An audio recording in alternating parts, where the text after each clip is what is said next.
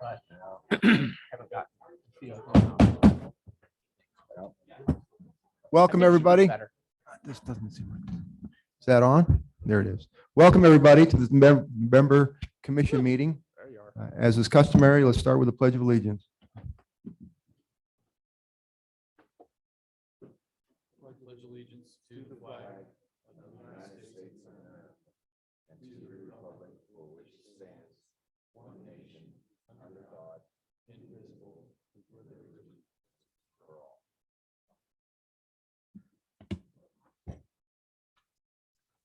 Some housekeeping here.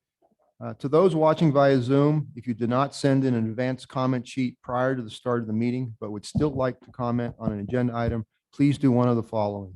If you are on Zoom via your computer, you can send a chat to the host with your name and the agenda item you wish to comment on. If you are listening on the phone, you can send an email to wgfvideo@wyo.gov. Make sure to include your name, phone number you are calling from, and the agenda item you wish to comment on. Okay, Chair would entertain a motion to approve the minutes for the September commission meeting. I'd so move, Mr. President. Second.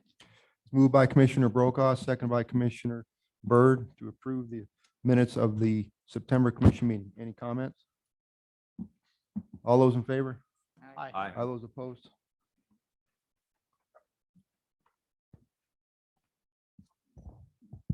Morning. Good morning, Mr. President, members of the commission.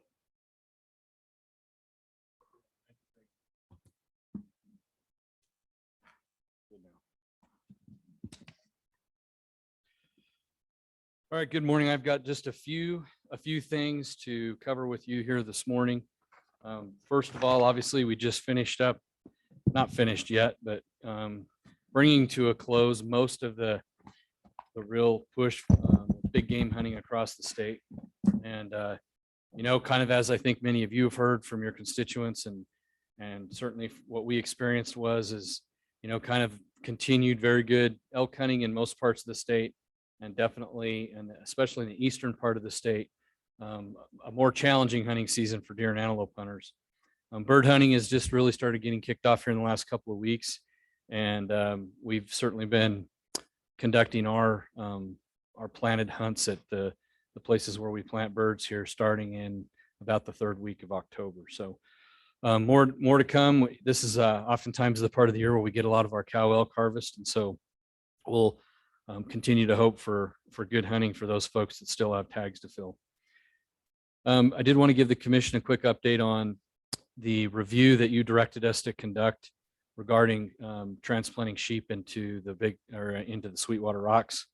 Our folks, our team, both in the Lander region and others, have been working hard to go through all of the steps that are in the Wyoming plan to make sure that we conduct this review both in accordance with statute and that it's done very thoroughly, comprehensive, and with the maximum public input possible.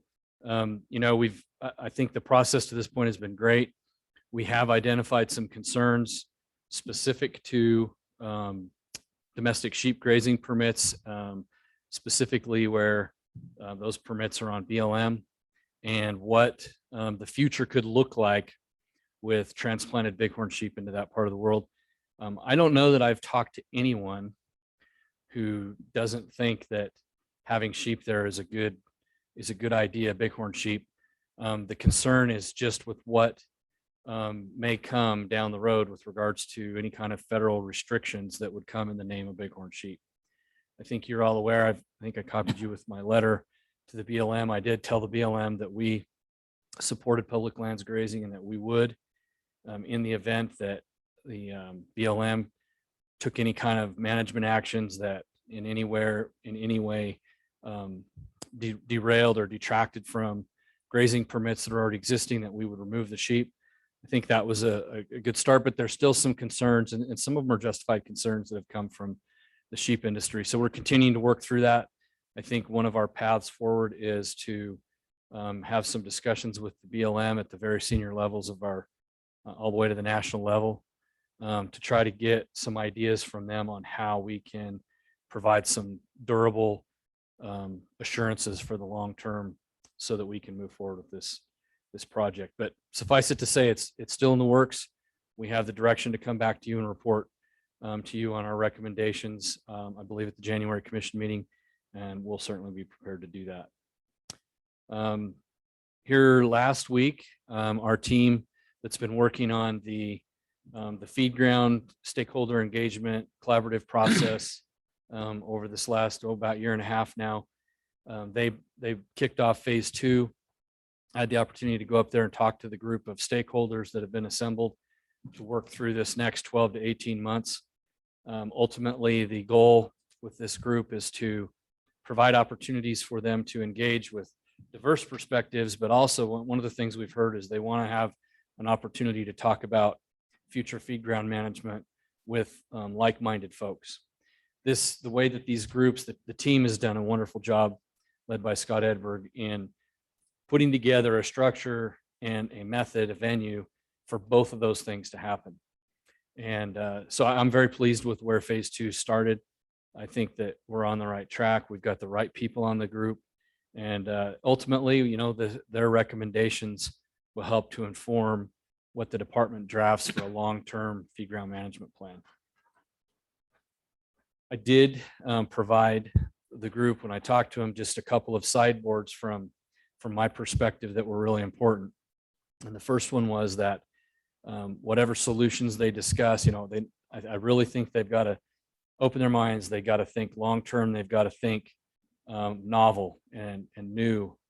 But I did tell them, I said, you know, one of the things that we really need from them are ideas and solutions that will allow us to continue to meet the objectives that we currently have up in that part of the state. And you know, those are to mitigate and prevent disease transmission from wildlife to domestic livestock, to prevent damage to private property, to provide elk hunting opportunity, and also to mitigate potential competition between elk and other important species like mule deer, as an example. And that, you know, those things had to remain in place for the long term, and that the solutions that we consider for our plan need to allow us to be able to continue to do those things. I reiterated to the group that this is not an exercise in feed ground closure. It's not a feed ground closure exercise, but I wanted them to think big, out of the box, and think long term. The other sideboard, or I asked them, or another constraint I guess I asked them to think about was to not allow resources to in any way impair their ability to provide good recommendations. So in other words, if they see something that they think really might be the right approach in the long term that would still continue to meet all of those objectives, but you know, it might cost a lot, that they still need to explore it and push it forward and get it out there on the table, and not to worry about resources. I don't want, you know, concerns about finding the right kind of funding to inhibit their ability to think big. So, and those were well received. And I think, like I said, I think we're off to a good start there. Looking at the national level, I'm sure many of you have seen on the national news that the infrastructure bill was signed by the president here. I believe it was yesterday. We do know that in that bill, there is $300 million that is allocated to wildlife crossings on highways. It looks like, from what we can tell now, it's a competitive grant type process. So they're not taking that and just splitting it up amongst the states. That pot of money will be out there, and different states can apply for that money, kind of like what WYDOT did with the build grant that was used over in Commissioner Roberts's district. So more to follow on that. We've already been working with WYDOT and the governor's office to start thinking about how we want to approach that. WYDOT has actually already done some work to explore how we go about securing some of those funds or applying for them. Did want to mention, this was interesting. I learned the other day that I didn't even know we had a National Association of Conservation Engineers, but there is one. And our own Lauren Wooden just was elected the president. But the thing of note for the commission today is each year they select projects around the country that are noteworthy for their association, that really demonstrate kind of novel work with regards to conservation engineering. And the Boulder Rearing Station was selected as last year's kind of project of the year.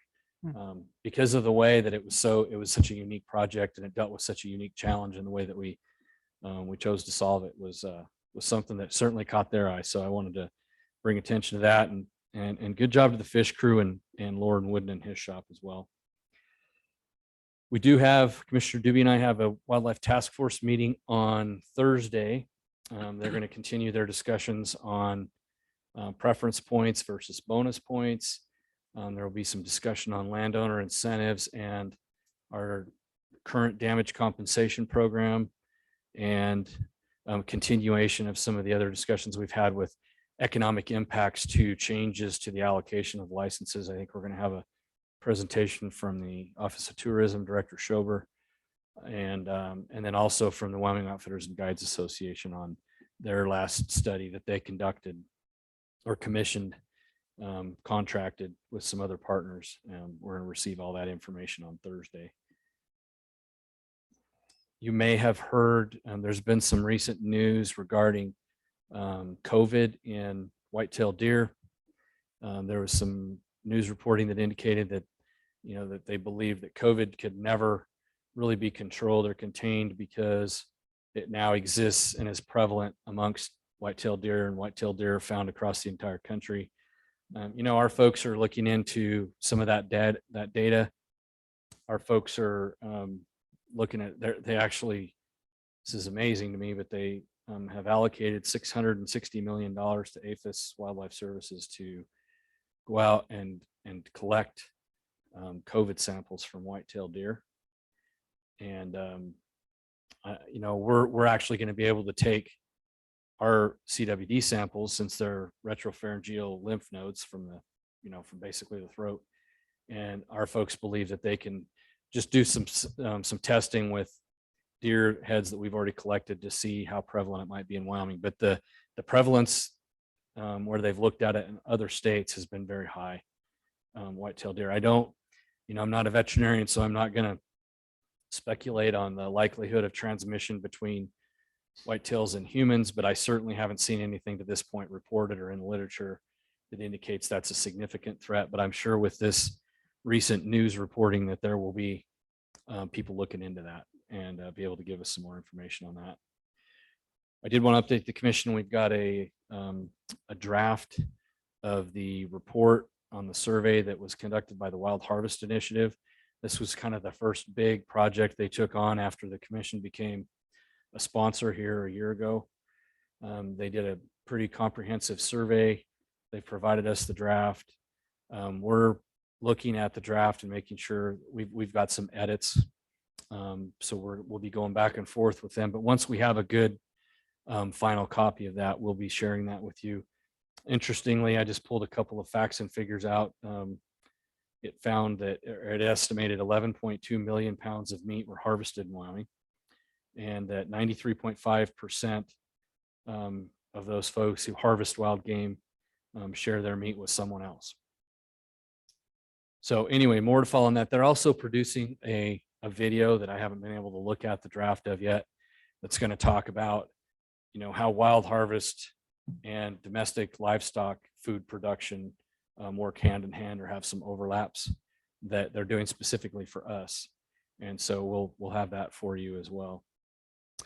Some of you may be aware, but there's a couple of our folks that work in the director's office that have very routine interactions with all of you that are moving on and going to different places. So first of all, our Zoom queen, Megan Lockwood, who was instrumental in getting us through COVID and the commission through COVID when we really had to change up the way that we did things. She's headed off to, she has a job with the University of Oregon, or is it Oregon State? I'm trying to remember. Oregon State.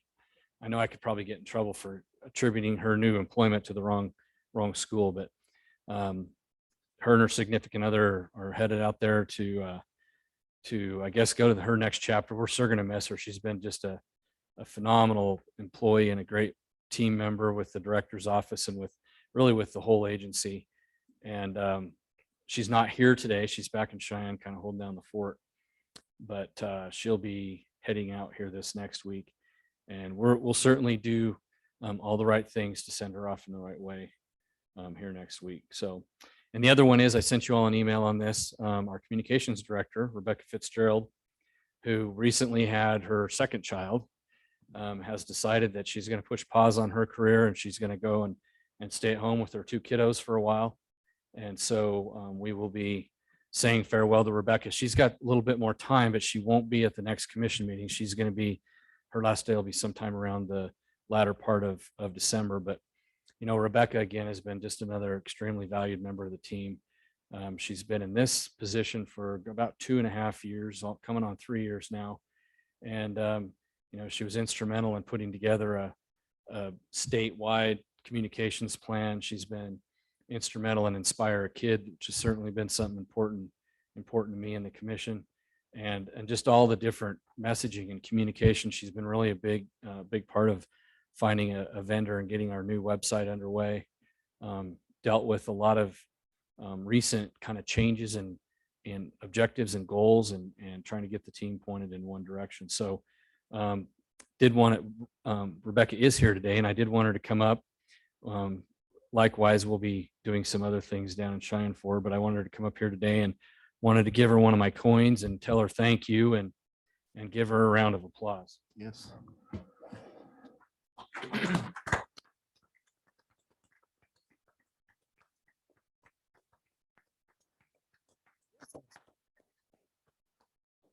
Well, come on, Rebecca.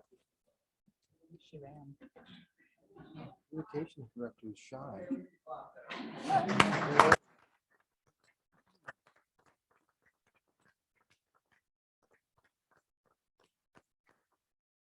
Sorry, I was finishing a phone call.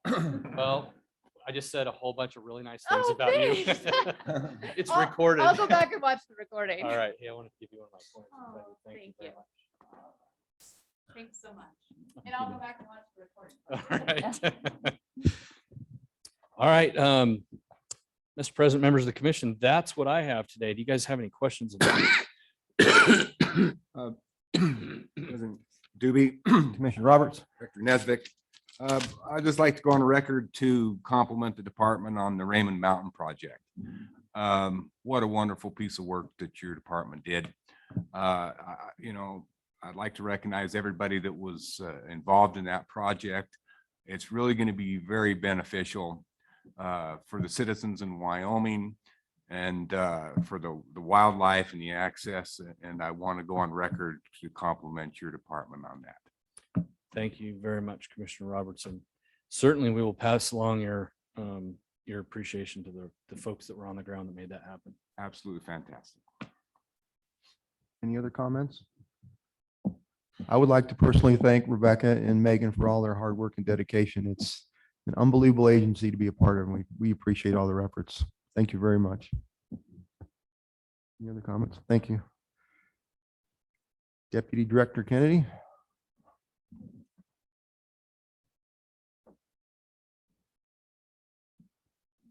I don't think any of us would be surprised if Megan still tries to help out with Zoom when she's in Oregon. I hope so. Yeah, we need it. She does great work. Mr. President, members of the commission, and Director Nesbitt, good morning. The purpose of this agenda item is to talk to you about an adjustment we need to make in our budget for the benefit of the public. And as the commission knows, you have a standard budget and a one-time budget.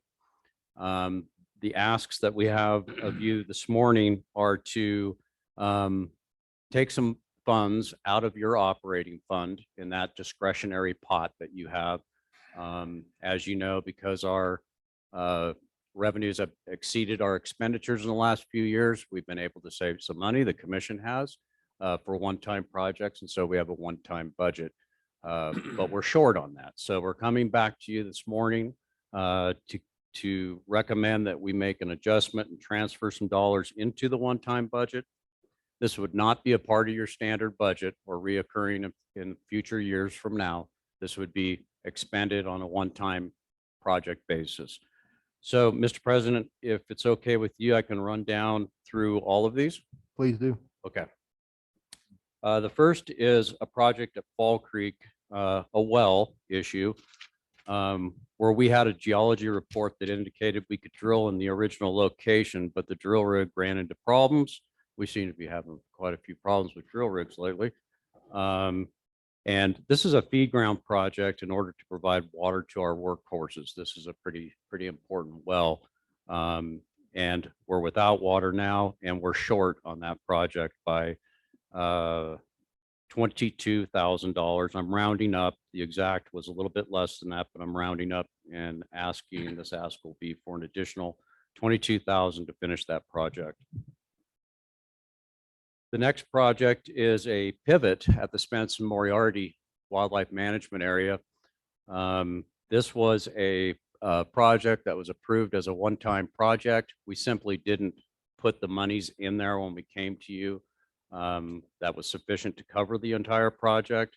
It was originally approved in the fiscal year when we went through the one-time projects, but for some reason it was missed when we were going to put monies into the one-time, and we didn't do that. So we did move forward on the project, and we're short on that by about $34,000. We had originally $60,000 approved in the budget, and this addition will cover the increased cost of the project with rising costs.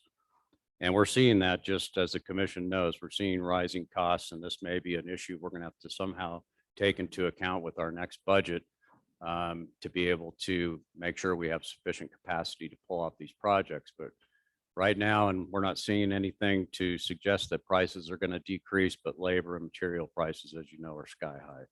So that $34,000 would let us finish that important project on the Spence and Moriarty Wildlife Management Area. The other is in our wildlife division, and it has to do with sage grouse telemetry transmitters.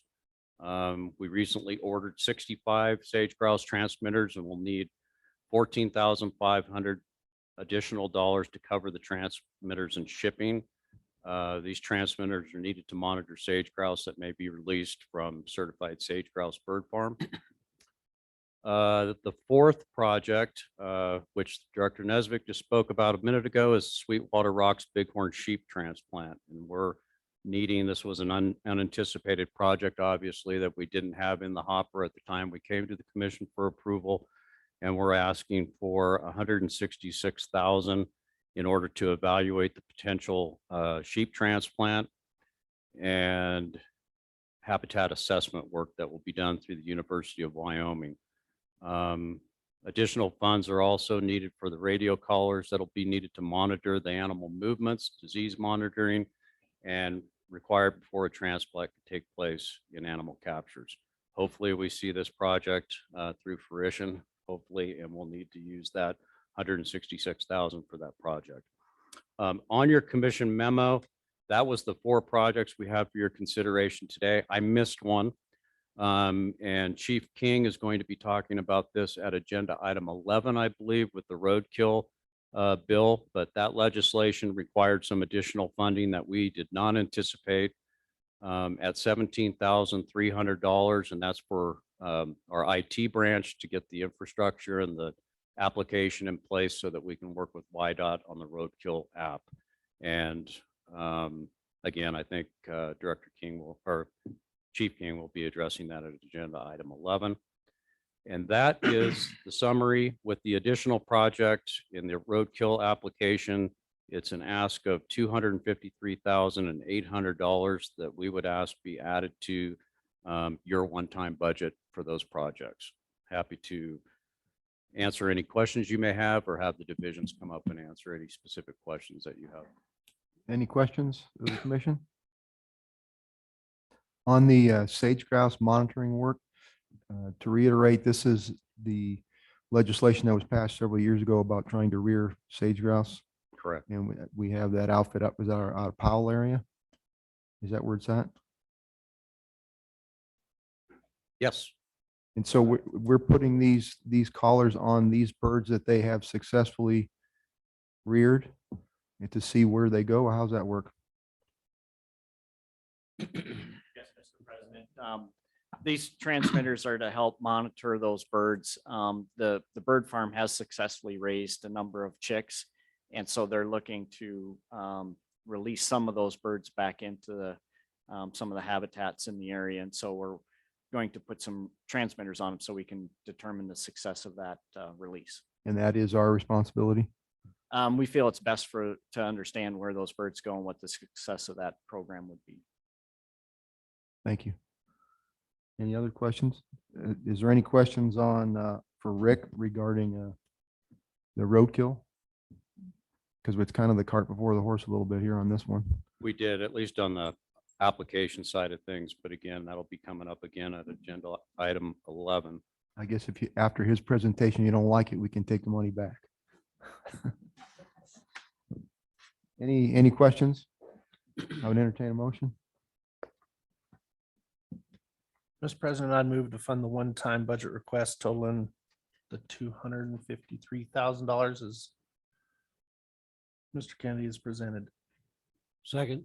It's moved by Commissioner Brokaw, second by Commissioner Jolovich to, Excuse me, Mr. President, $253,800. That's Okay. correct. I had the 253. I didn't capture the 800. Thank you. we're all clear on that. So it was moved by Commissioner Brokaw, second by Commissioner Jolovich to approve the commission's recommendation of, or the department's recommendation of $253,800. Any discussion? All those in favor? Aye. Those opposed? Thank you. Thank you. Believe I have the next agenda item. Mr. President, members of the commission, Director Nesvik. The purpose of this agenda item is to make a decision on the schedule for commission meetings in 2022 and into January of 2023. Dates and locations for commission meetings. Provided this to all the commissioners earlier and got some really good feedback, and I'll try to mention that feedback as I go through these proposed dates and locations. Starting in January, we're proposing January 26, 27 in Cheyenne. Director Nesvik, you might check on these, make sure I've got this. I know. January 26, 27 in Cheyenne. What, you want to do them one at a time here? Well, if there's conflicts, That's fine. Is there any questions or concerns on that? No concerns. All right. okay. March 24, 25, Cody. Commissioner Lundvall? Apologies on that, Commissioner Lumball. It's hard to, the spring break is different all over the state. Okay, April 19, 20 in Lander.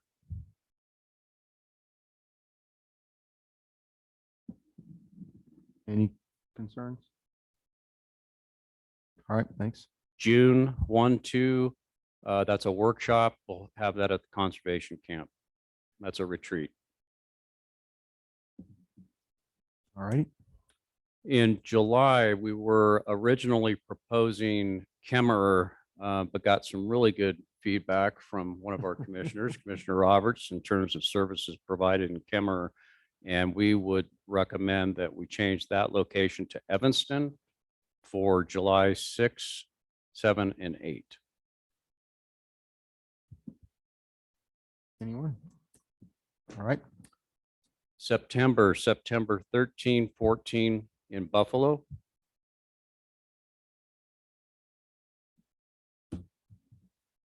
okey doke. November 15, 16 in Green River.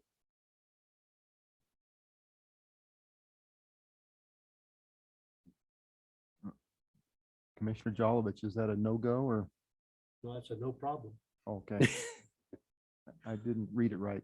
All right, okay, Okay, and trying to get way ahead of the curve here for January of 2023, we're proposing January 11, 12, and that's in Cheyenne. all right. Mr. President, my thumb's not as fast as John speaking. Can we review the July 6, 7, 8? July 6, 7, 8 in Evanston.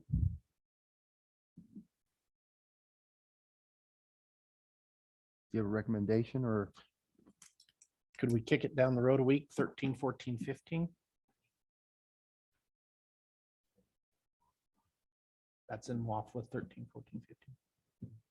The summer. Right, we've summer got meeting. WAFA, I believe from the 10th through the 15th.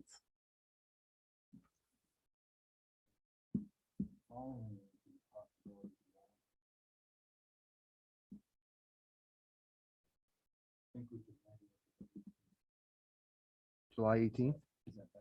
Much better. We're looking at the week of July 18. Kind of like the first one, Ralph. You like the first one better? Well, I can pull an Ashley and just make it work. So we'll keep July 6, 7, 8. I'll miss some of that. The week of the 18th does work for the divisions I'm seeing in Director Nesvik early in the week. So I like early in the week of the 18th. That's a no-go for you, Commissioner? I'm good. I'm good. You're good. Yeah. Okay. So July 18 and 19, we're 19, 20. 18, 19, 20. Ralph, Thank you. 1920 is wonderful. 19, I 20. think we're trying to plan 3 days, Yeah, we need 3. Director. I think we need 3 days. I think so for July. 18, 19, 20. July 18, 19, 20. Okay. Evanston, we can modify one day if we decide not to do a tour, but that'll allow us to pull off a tour on that.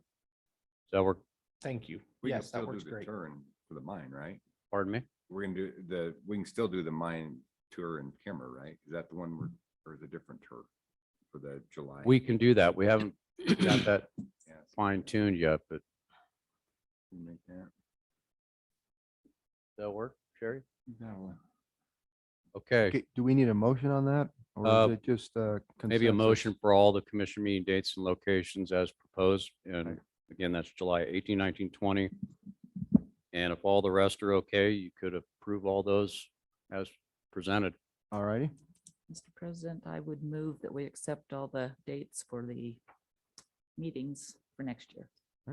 Second.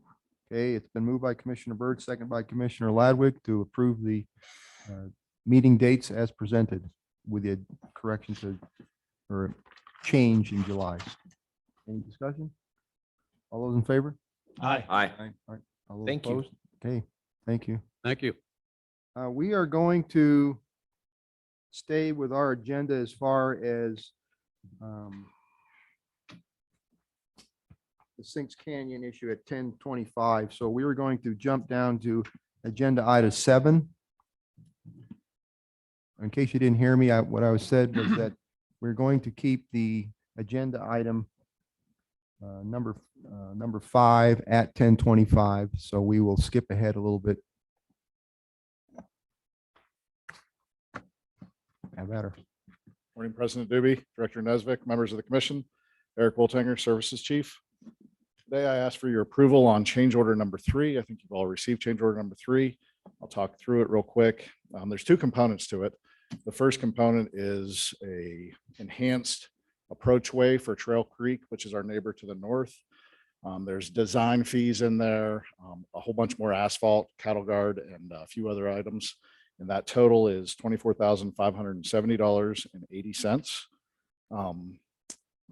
That fee will be reimbursed by Trail Creek. They're actually covering the cost of all that. So when we get the pay app for that, we'll pay it and then invoice Trail Creek.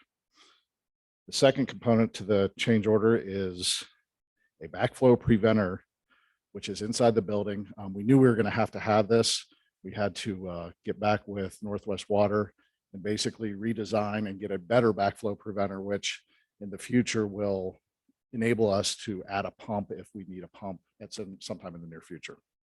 And that total is $1,420.40.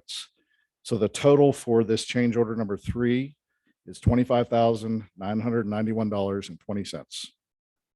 I ask for your approval today for the Cody office. What was that total? Could you give us the total again, please? Yes, sir. The total for the two components of this is $25,991.20. Thank you. Of which $24,500.80 will be reimbursed to us. $24,570.80 will be reimbursed by Trail Creek. Excellent. Any more questions? Comments on that? I would move to approve the change order in the sum of $25,991.20 for the Cody Regional Office. Second. Okay, it's moved by Commissioner Roberts, second by Commissioner Lunval to approve the department's request for the Cody Regional Office. Thank you, President Dibble. Directions. Any questions? All those in favor? Aye. All those opposed? Okay.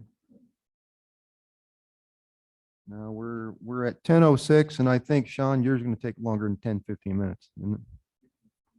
Yeah, let's just take a break and we'll reconvene at 10:25.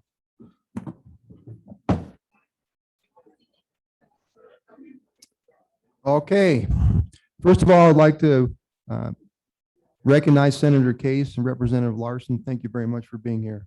We appreciate that. Thank you.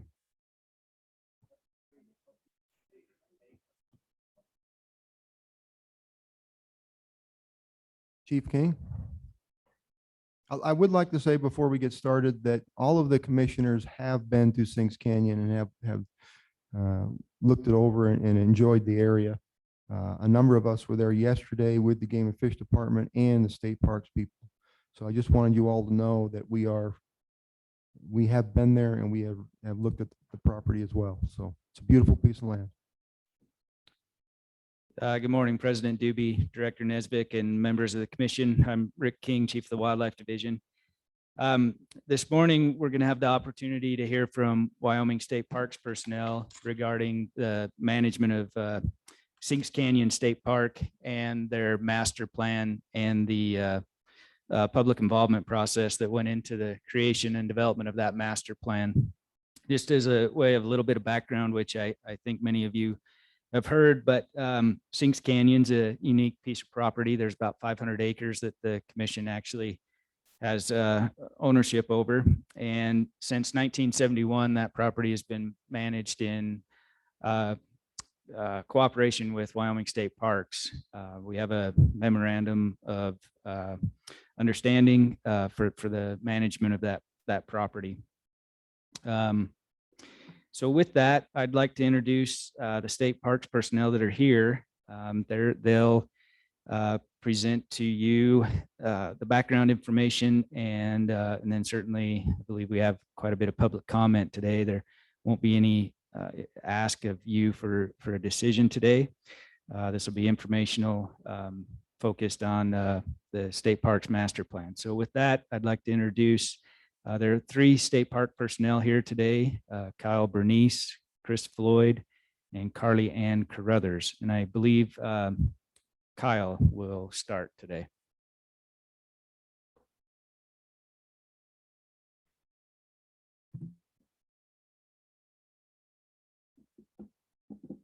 Good morning. Thank you, Mr. President and Chair.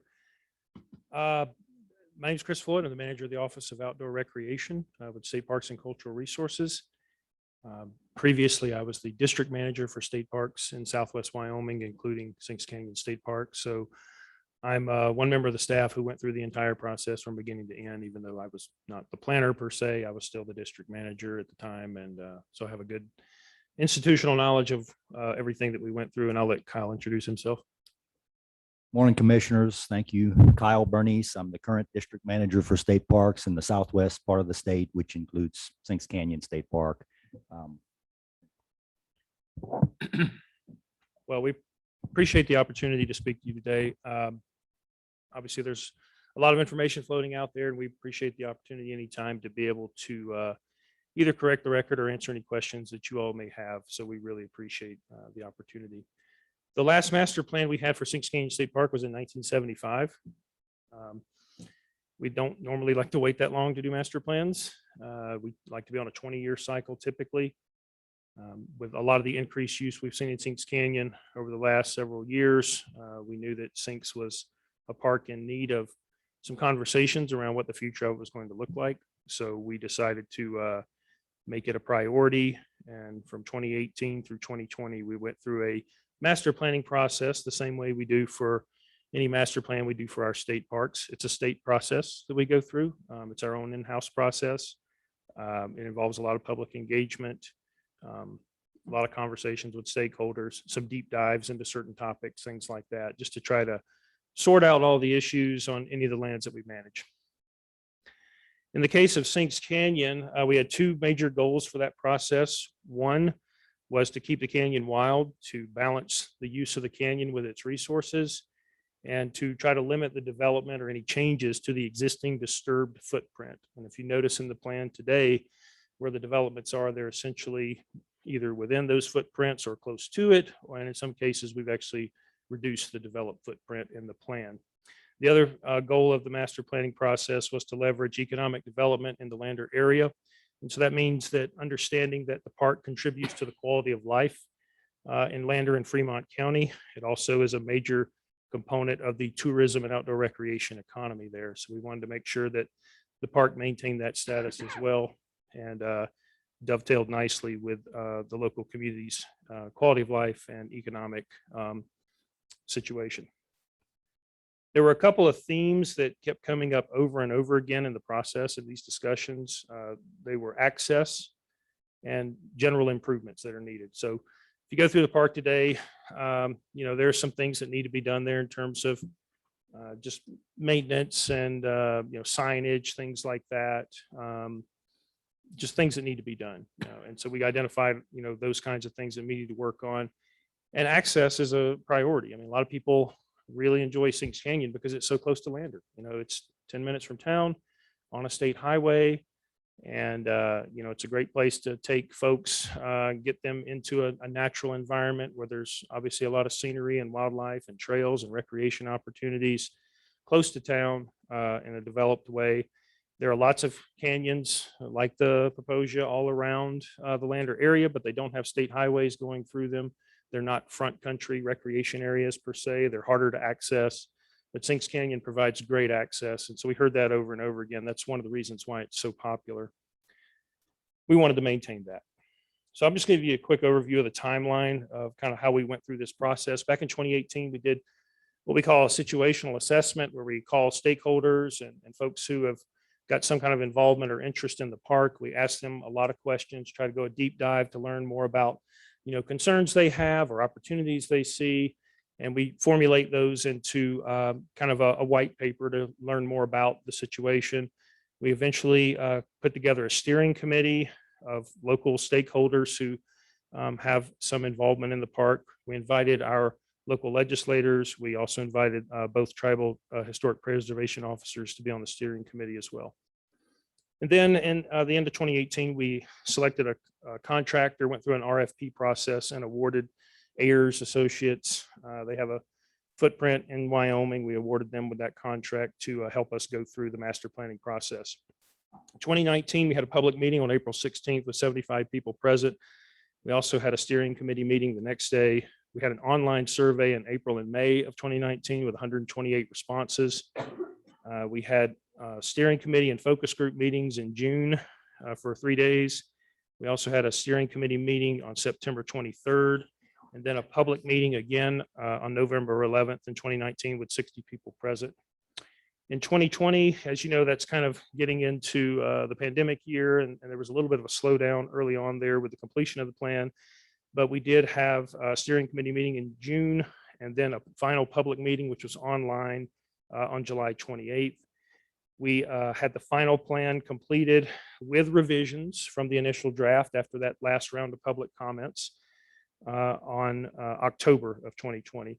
And then we also, one of the projects that was initiated in the master planning process was the Via Ferrata, and that was submitted to Game and Fish for approval in October and approved in 2020. We also initiated processes for the Sunnyside Trail, which is a mountain bike path to get bicycles off the highway, as well as the Via Ferrata. And those two projects kind of rose to the forefront because one, they're within our budget capabilities in the short term, and two, they were also driven by public interest. In other words, the state park staff didn't come up with the idea for Via Ferrata or the Sunnyside Trail. It was presented to us in that process. And so that's how it was fast tracked and prioritized. We also had a public meeting in, a few months ago on August 30th in Lander, and there were several hundred people present there. We heard the concerns, we heard the comments. There were a lot of people in support, a lot of people opposed, but a lot of people were opposed to the location. And so we took the feedback from that meeting and decided to have two small stakeholder groups here in the last couple of months and have those folks try to figure out what would be an acceptable location. The original proposed location was on game and fish lands on the south side of the canyon. But after continuing discussions, that group has identified another location that's actually on state parks lands, which is on the north side of the canyon. And in that area, there is no record of any peregrine nests that we have. So that removed some of the concerns that folks had about peregrine nesting and wildlife on the south side of the canyon. But we're continuing that conversation. We're not done with that yet. There's still a process we need to go through, and whether it's on game and fish property or not, we're going to be engaging with the game and fish. Absolutely, we want to manage wildlife in the canyon, regardless of who the landowner is. So that will be continuing. There are a couple other things I want to just touch on because these things have come up in the public conversations we've heard about the Via Ferrata and about the master plan in general. I would just say that in terms of tribal involvement, we did have both tribal historic preservation officers on our email list and on our mailing list. We sent them letters from time to time. We also invited them to every single meeting, and that we also had two other enrolled members of both, one from each tribal nation on the steering committee. So there were four tribal representatives on the steering committee throughout. We also sent special invitations to both TIPOs to attend a focus group interview session. And the Eastern Shoshone sent representatives to that. In fact, the TIPOs or enrolled members of both tribes were at all the public meetings and steering committees, save one that I can't verify. So we're going to continue to engage with both tribal historic preservation officers, again, regardless of the location of this. And if they want consultation, we will work with them through that. Even though we're a state agency, we still want to be good neighbors and obviously take any of their concerns or interests into consideration. A few other things to note. A plan is a plan, right? You come up with a plan, it probably changes pretty soon after you develop it. And that's no different in this master plan, right? But a lot of conversations needed to happen in Sinks Canyon about the future of that park. And that's why we went through that process. Now, we know that when we find out new information or new public concerns or whatnot, we take those into consideration and we act accordingly. But the plan remains. The plan is still there. It doesn't mean that plan is going to be implemented as is. It's on a project by project basis. So just because the plan said, the Via Ferrata should be at X location, doesn't mean it's going to have to be there. It could be somewhere else. And so we just use the plan as a guide, as a resource to take into consideration as we move forward. And it's important to remember too, that the Sinks Canyon master planning process is not a federal process. This is a state parks process. And so a lot of times you hear a lot of federal language or jargon kind of floated. That's not what a state parks master planning process is. It's different from that. And again, like I said earlier, all the projects that are in that plan will have their own separate processes and their own separate approvals depending on the need. We will, again, involve the game and fish in any project on the park, whether it's on the game and fish property or not. We will engage or consult with the TIPOs of both tribes, depending on their interest. And just make sure that we're, following all those procedures as we need to, that we've imposed upon ourselves. That's just a general overview. And I hope I didn't take up too much of your time on that. I'm happy to answer any questions that you may have. And Kyle may as well, and Carly Ann, we're happy to stand for that. Thank you very much. We appreciate your help yesterday and on the ground viewing of everything. It was wonderful. Any questions for Chris at this time? Okay, thank you. Thank you. Do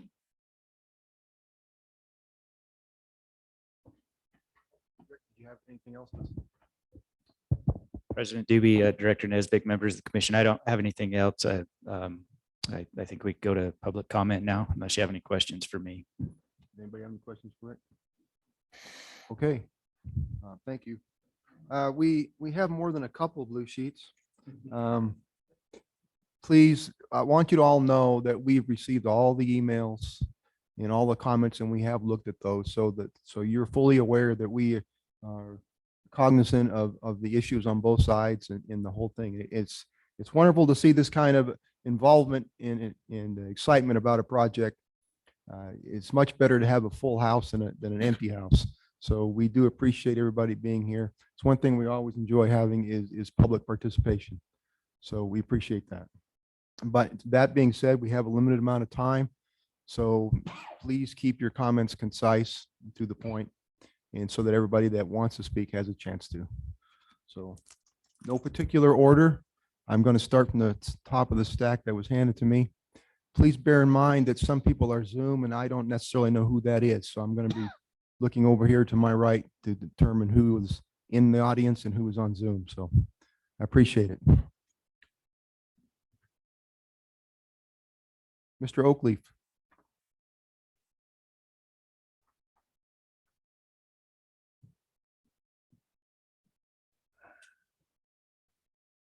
Well, thank you, President Doobie and Director Nesbitt and Commissioners for the opportunity to visit with you again about Sinks Canyon. I'm glad to hear that you were able to tour the canyon yesterday or whenever, but I'm sure they pointed out to you that this is the down season and there was not, usually the canyon's pretty crowded, filled with people. We were told on Wednesday that the proponents of for the Via Ferrata had decided not to pursue the Peregrine Cliffs for their project, and they had selected an alternative location.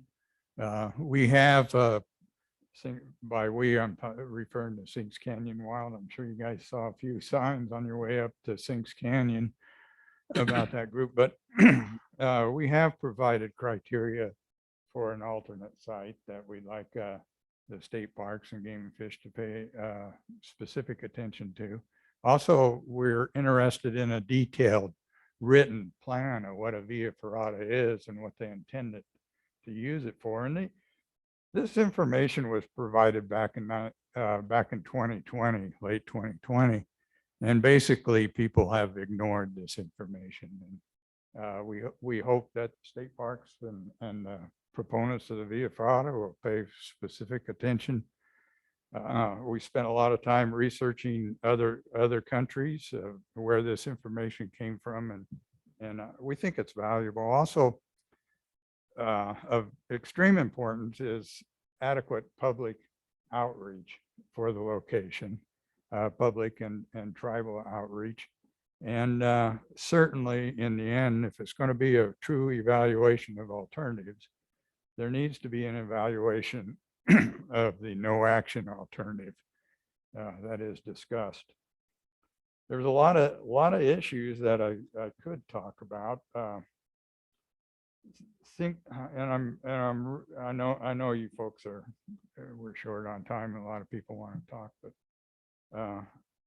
Sinks Canyon is extremely valuable to a lot of folks in the Lander area because it's close, because it has a diversity of habitat types, a diversity of species. There tends to be an attitude, particularly with the game and fish, that it's not so important because it's developed, and during certain times of the year it receives high human use. But the fact that there's species like the peregrine falcon nesting, black bears, mountain lions are routinely seen, and a whole host of non-game species, well, moose and deer. It is valuable. It's a transition between urban and remote wilderness area, and this is the area, the diversity of the people, the numbers and diversity of people that come to Sinks Canyon is a great opportunity for the game and fish to tap into more supporters.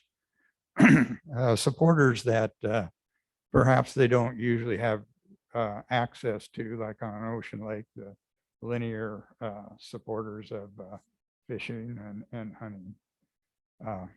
So it is a high important area, I feel. It is a high challenging area though for the game and fish, because there is a lot of competition and there is a minimum amount of habitat left. And so it takes specific effort to preserve this habitat and to achieve the goal that the public gave the state parks, which is keep it wild. And I hear a lot of pushback on wild. It'll never be wild, yada, yada, yada. Well, you look up the definition of wild, it just simply means living in nature. It doesn't say 20 miles backpacking or anything like that. So that is something that the public was very clear on to the state parks, and to throw away the little bit that remains in that canyon that you can truly refer to as pristine. Doesn't make any sense at all to me anyway, and to a large group of people. Chris talked about the public outreach, and they did make an effort to reach the public, but when you got to wonder what went wrong when you see the turnout at that August 30 open house. I mean, obviously they weren't reaching the public. And during this year, I've had a chance to talk to a lot of people and meet a lot of people I've never met before, even though I've lived in Lander for 40 years or so. And I'm curious, how in the world could they not know what a via ferrata was and not know what the state park master plan was? And reading the responses, and I hope you folks do read this responses on the web to the state park on this issue. It's pretty phenomenal. It's over 80% of the people were against the via ferrata. And anyway, back to how could this public outreach not work? And I hope the state parks is looking at that, and the game and fish too. They made no effort whatsoever to check with the public. Is it all right if we throw away this piece of wildlife habitat? There was absolutely no effort at all between when the via ferrata first came up, the location and the letter of support to the via ferrata proponents. But anyway, back to the conversations I've had, I think it almost reflects what happened to me. Yeah, I sent in some comments on the rough draft. We need to make a management plan for the mouth of the canyon for the important nesting habitat. And then I let it drop. A lot of people didn't get involved with the public involvement issues because they trusted the state parks. They trust the game and fish. And I think at this point, it's sad to say, but I think there needs to be some trust rebuilding. Because a lot of people just were caught dumbfounded at the plans, the development plans of the Sinks Canyon Park, and the giveaway of a wildlife habitat management area. The primary purpose of which should be for the conservation of wildlife and wildlife habitat, and not for an activity that directly conflicts with the conservation of a species like a peregrine falcon. I'm not sure how much time you want to allot to these comments. How about we journey on? If we have time afterwards, we'll let some other people speak if they want to. Okay. So, does that sound fair? Yeah, that's fair. Okay. I'll just I'll skip over what I wanted. There are several issues that I think the commission could address on this wildlife habitat management area, 6 or 7. I won't go through them. I did submit written comments, and I hope you folks will take the time to read them, as well as the numerous comments that State Park received during their open house. But in conclusion, the commission has an opportunity to change the management trajectory of Sinks Canyon. wildlife habitat management area. They can work on restoration projects. They can work on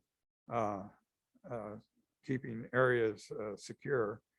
And they can advise department personnel to restore effective oversight of the state park to assure conserving wildlife, serving people at least included in the planning efforts.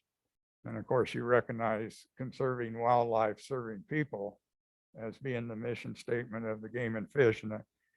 And just one more quick point is I want to point out that that hyphen combines serving people with the conserving wildlife. It means, it means serving people that are working at conserving wildlife. Doesn't mean serving any citizen or felons in the jail or anything like that. It means serving people that are interested in conserving wildlife for the state. Thank you, Bob. Any quick questions? Okay, thank you. Sam Leitner? Is he? Okay.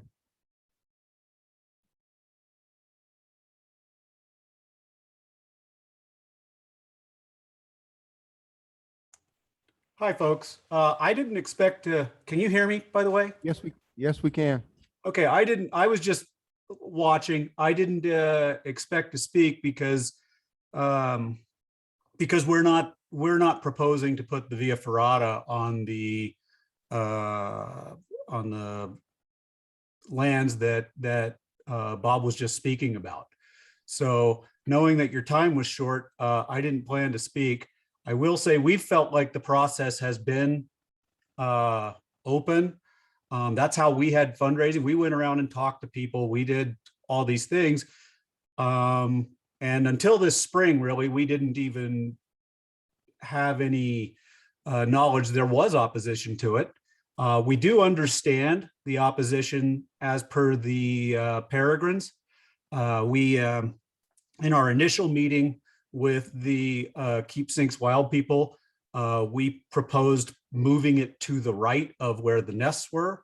Our original reason for being there was about being close to infrastructure.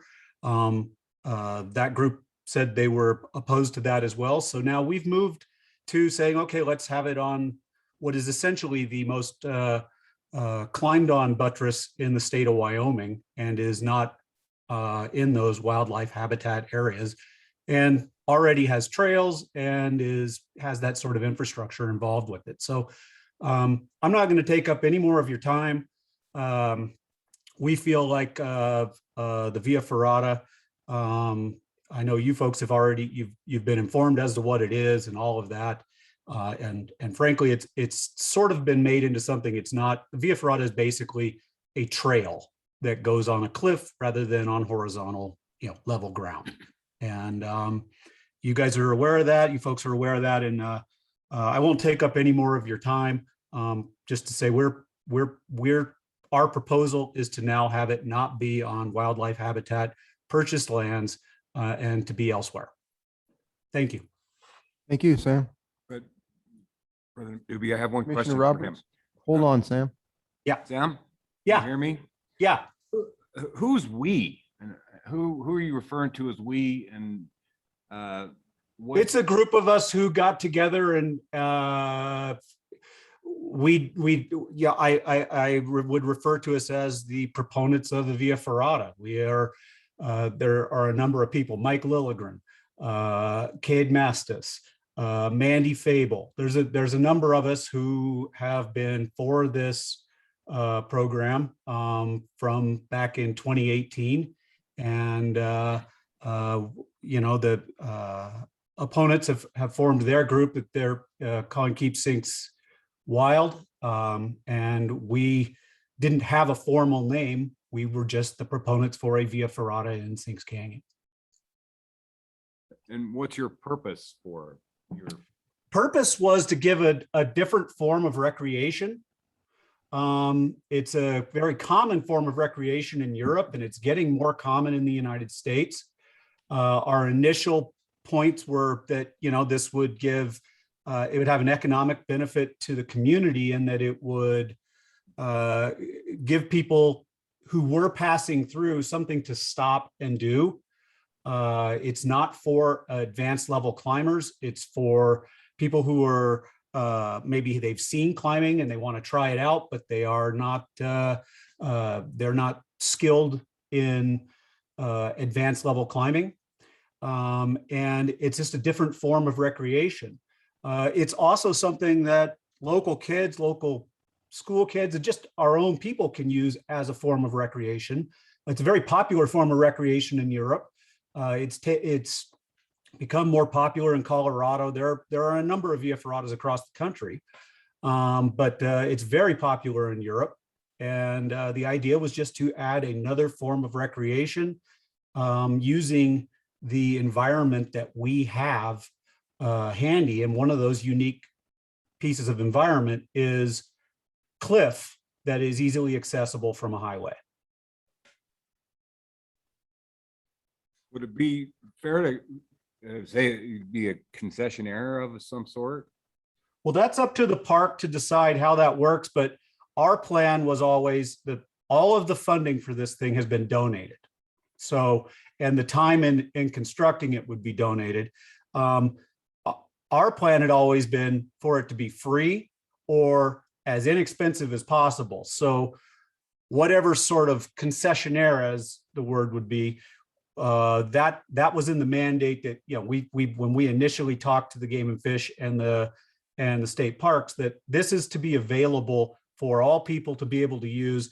There may have to be some sort of, as you would call it, a concessionaire who just handles reservations or something like that. But there is not, we have never intended for this to be handed over to some private company that could then make a lot of money off it. Instead, it would be companies like local guiding agencies would be able to guide on it. Knowles, Wyoming Central College, their outdoor programs could use it. The local schools could use it, and its financial contribution to the community would be in the fact that many of these people, 600,000 or something that pass through the park, they drive in and they drive out and they just leave and head on to Yellowstone and Grand Teton. And maybe they would stay a little bit longer, have lunch in town, maybe get gas, maybe stay the night. That would be its financial contribution. It was not ever intended to be something that one particular entity would make a profit on it. Once it's constructed, our plan was always to just hand the keys over to the state parks and they could decide how that management was done. Thank you. Chris, did you want to give a comment about the proposed way of operating that via ferrata? Thank you, Mr. President. Yes. Yes, it is our goal for the experience to be as affordable as possible, if not free in some cases. We were looking at the possibility of putting out an RFP to see if there is a contractor who could help with a reservation type system to make sure that, again, we answer the concerns of the public, that we don't have too many people in the canyon, too many parking spaces taken up, that kind of thing. Just like we've done with our state parks campgrounds to a greater extent in the last 2 years, when we've had this influx of outdoor recreationists statewide and all different forms of recreation. We went to a reservation system, or a more complete reservation system for our state parks campgrounds. It would be something like that for the Via Ferrata as well. That way we could control how many people are there at any given time, a maximum number per day, that kind of thing. So it would not just be wide open to where anyone could show up. And if I could just clarify one thing too about the comments submitted to state parks, they've been about 50-50 for and against. And the ones who were opposed are typically concerned about the location, which is why we drilled in on that topic in some of those small group meetings we've had recently. Thank you. Yeah, and I'm not trying to make this a tit for tat type thing, but when we have a chance to clarify something, I would prefer we do that. So, okay, next up, Margie, and I apologize, I'm sure I'm going to butcher names here. Margie Farias, is that correct? Farias, I'm sorry.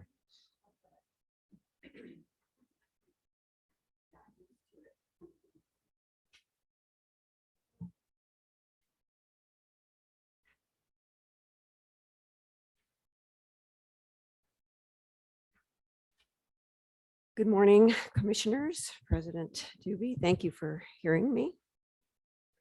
My name is Margie Farias, and I am a concerned citizen. I live in Lander, and I'm with the Sinks Canyon Wild Group. And I'm going to wait a second with my prepared statement. I just want to say something about what has been said prior to me here about the planning process. It's interesting that at least 7 weeks transpired between the meetings of this planning process and the open house. And at that, and there was not too much happened between those during that time. And the proponents adhered strongly to the location that they proposed. And now they're suddenly telling us that it's no big deal. There were well over 300 people at the open house at the end of August. An average of about 50 or 60 people they claim were at their planning meetings. This is striking to me that suddenly the public would have gotten aware of this. They became aware of it because of a lot of it from the work that our group has done. And I'm not trying to make us sound like we're important, but I do believe that we stand for the public interests here. And anyway, I'll read my prepared statement. The first public opportunity to participate in the Sinks Canyon State Park Master Plan process was in April of 2019. Pertinent information that makes clear that there are constraining stipulations on the land under consideration were not revealed to the public at that time. This includes that 85% of Sinks Canyon State Park is owned by the Game and Fish, that this land constitutes sensitive wildlife habitat that the Wyoming Game and Fish is mandated to protect and manage, and also that federal aid was involved in the purchase and ongoing maintenance of much of this land. Since these crucial facts were left out as the process continued up to and including the conceptual master plan, is it any wonder that this plan was bound to result in conflict? Sinks Canyon Wild was formed in the summer of 2021 when it came to light that developers, with the blessing of the Wyoming Game and Fish Department and the State Parks Department, were moving forward with their less than transparent project called a Via Ferrata. Sinks Canyon Wild had to educate themselves on the countless items in our effort to protect the wild nature of the entrance to Sinks Canyon from some of the development outlined in the master plan. Of immediate importance was this proposed Via Ferrata. Sinks Canyon Wild is extremely gratified that in the past week, our initial efforts have kept this commercial project off of WHMA lands and a cliff that is of critical importance to peregrine falcon habitat. Given the tentative plans coming out of last Wednesday's State Parks Department meeting, the focus today for Sinks Canyon Wild is to emphasize that this commission's wildlife management responsibilities should not be based on political or commercial pressures, and that there be documented assurance that this cliff face be permanently safe from such a commercial endeavor. Sinks Canyon Wild remains concerned about the future of this state park. There are likely to be other proposed projects on Wyoming Game and Fish Commission lands. And as commissioners, you will be tasked with considering and resolving similar controversies that may arise. Sinks Canyon Wild now places their trust in this commission to act according to their mission statement and adhere to the statutes and regulations that will be brought up in further testimony today from Sinks Canyon Wild. Thank you. Thank you. Karen Zoller.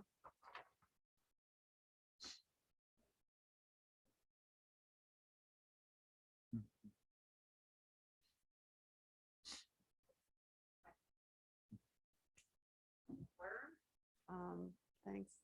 Bear with each other for trapping. Now I've joined in with the community for Sinks Canyon Wild. I think this is an interesting thing with our community because the public process was limited.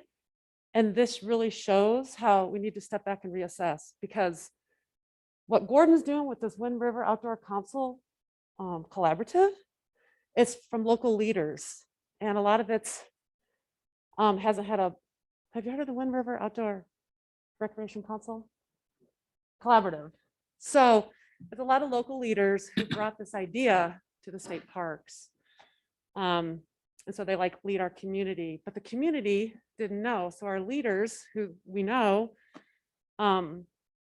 presented this and the community didn't know. So it got through state parks and went through this process that a lot of people didn't know, like you realize, right? From all the letters.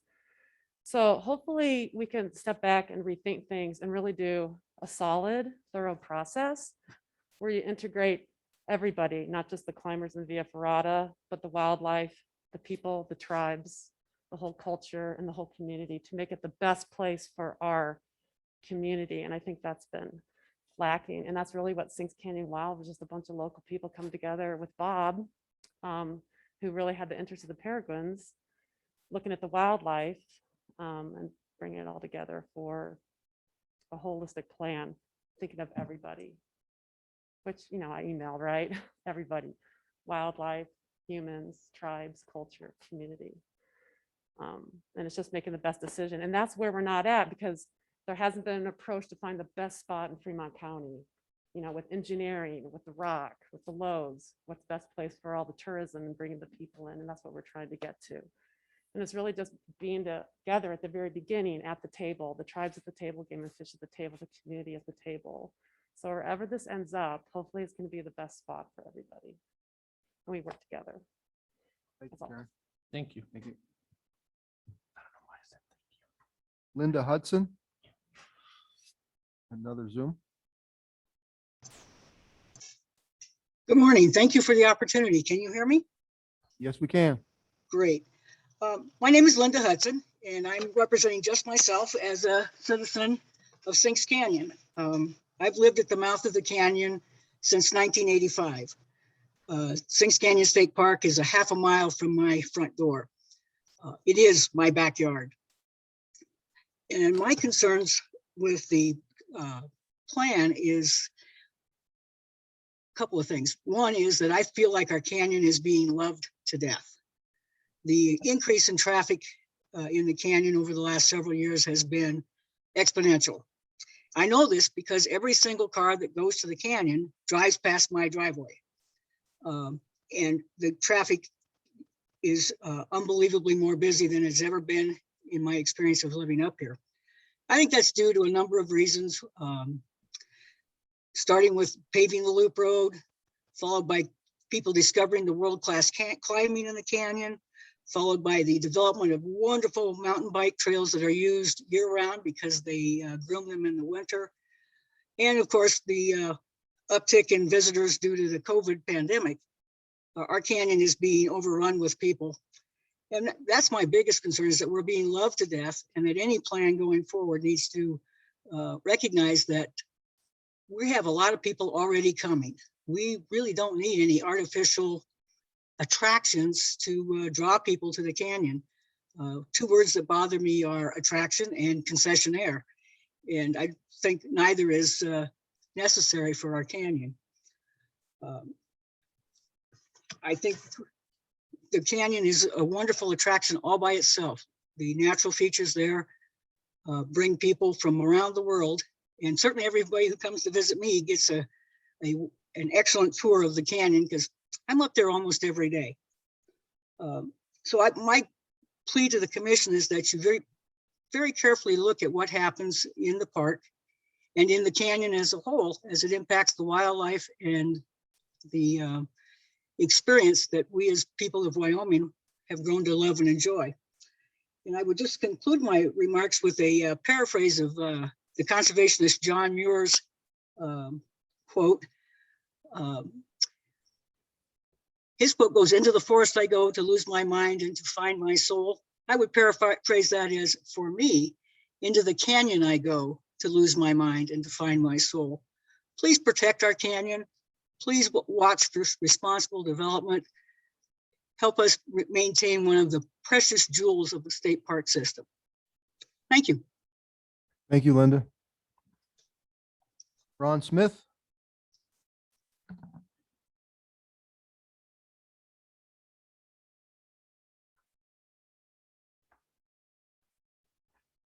Good morning, and commissioners, thank you for this opportunity. My name is Ron Smith. I'm a member of the Sinks Canyon Wild Steering Committee. And I was prepared today to talk about the proposed Sinks Canyon Via Ferrata's incompatibility with the statutory mandated legalities of commission-owned lands. However, as you've already heard, last Wednesday, state parks and the project's proponents, realizing the irreconcilable legal incompatibilities of this project with the purposes of commission-owned lands, selected a new location for the Via Ferrata on state parks-owned land. The Via Ferrata issue is therefore evidently on its way to being resolved, pending any environmental, cultural, legal, wildlife-related, or other problematic issues arising with this new location. The proposal is scheduled to be presented at the next state parks meeting on December 14th. However, several other projects identified in the newly minted State Parks Master Plan are intended to be sited on Game and Fish Commission lands. These additional projects will therefore be subject to the same statutes and commission approval as was the case with the Via Ferrata. Our Sinks Canyon Wilds attorney has researched the applicable federal, state, and local statutes and regulations and the resulting obligations for legally managing Game and Fish Commission owned lands. A comprehensive list of these statutes, regulations, and obligations have previously been sent to you, which you can find in your notebook. I would like to briefly mention just a few of the essential elements concerning these regulations, statutes, and obligations. First, the federal regulations. 50 CFR Chapter 1, Subchapter F, Part 80. This regulation deals with how and for what purposes wildlife agencies use properties purchased or managed with federal funds. This regulation states that the approved uses of these lands, quote, must not interfere with the authorized purposes for which the lands were purchased.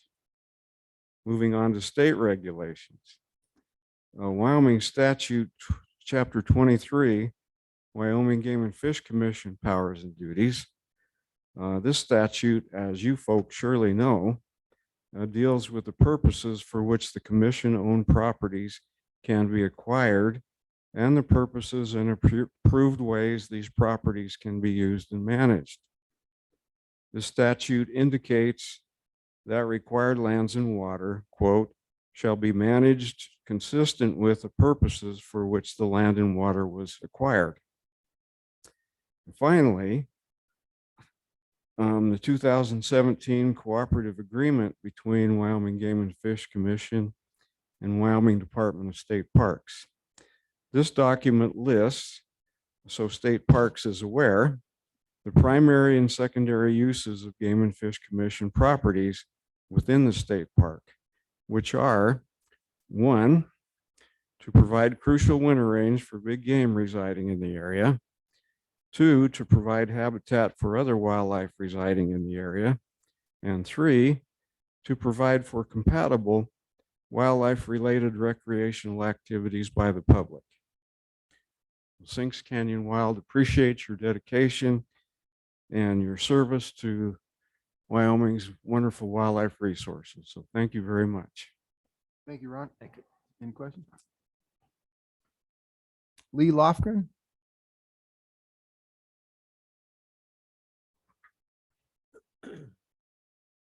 Howdy, Lee Lofgren, Lander. And I've got this down to about 2.5 minutes. So I want to thank you all for stepping up to serve on the Wyoming Game Game and Fish Commission know that we need and appreciate you. In an October 2020 letter to the State Parks Department, Game and Fish expressed support for a Via Ferrata proposal within the Game and Fish Sinks Canyon Wildlife Habitat Management Area. This land was purchased with federal aid funds that came with stipulations to serve, above all, the needs of wildlife and habitat. These regulations were further backed by the cooperative agreement last signed in 2017 by the Wyoming Game and Fish Commission. Not surprisingly, opposition to the proposed site, which is historical peregrine falcon nesting habitat, soon mounted. Thankfully, Via Ferrata proponents capitulated last week, changed course, and have proposed a new site on state parks land. But there's no resting on laurels here.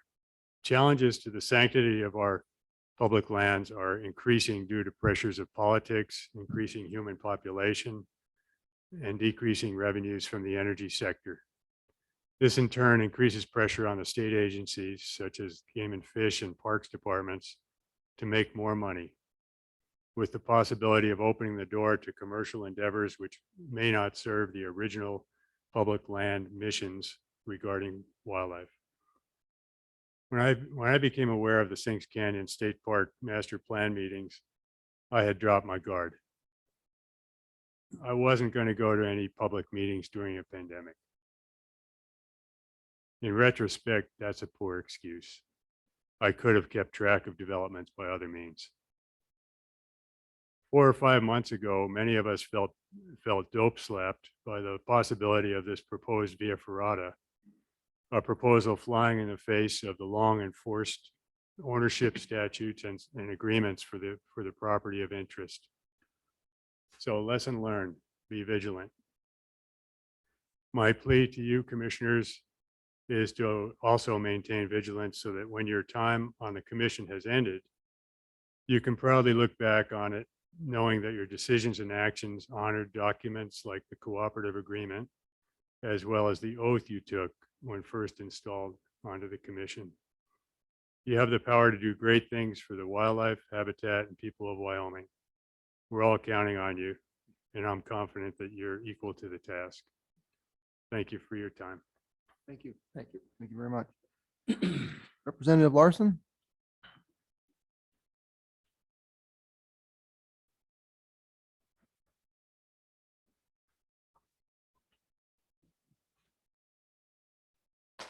Thank you, Mr. Chairman and members of the commission. My name is Lloyd Larson. I live in Lander. I, as you noted, currently serve in the legislature in the House of Representatives, and Sinks Canyon is in my district. And I have been a member of the steering committee and was asked to participate in 2018. All legislators and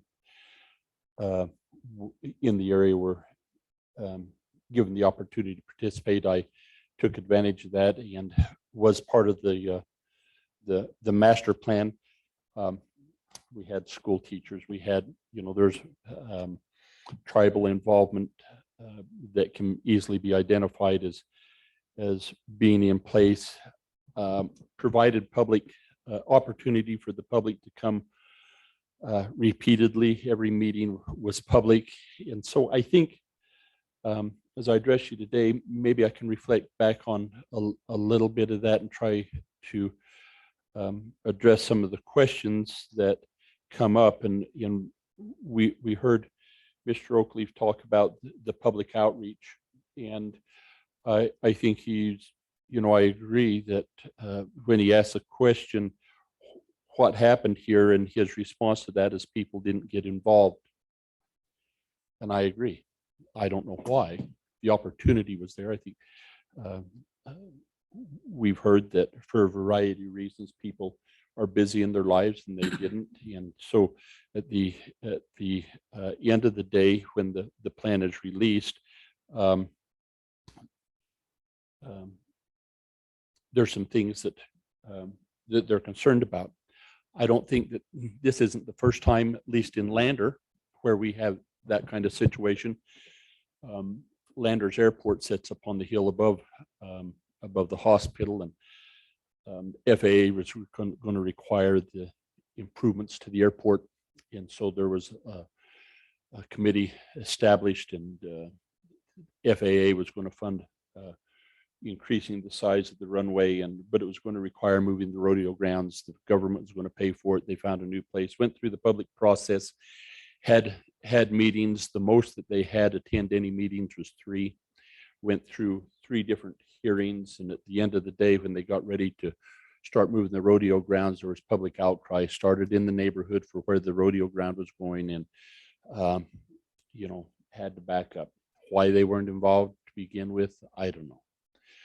When YDOT got ready to and started considering paving the road above Sings Canyon from Bruce's campground on up the switchbacks, I think this commission understands the length of time that process goes through.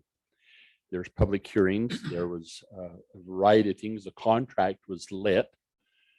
They start moving equipment in, and then there's an outcry from the community that we don't want that road paved.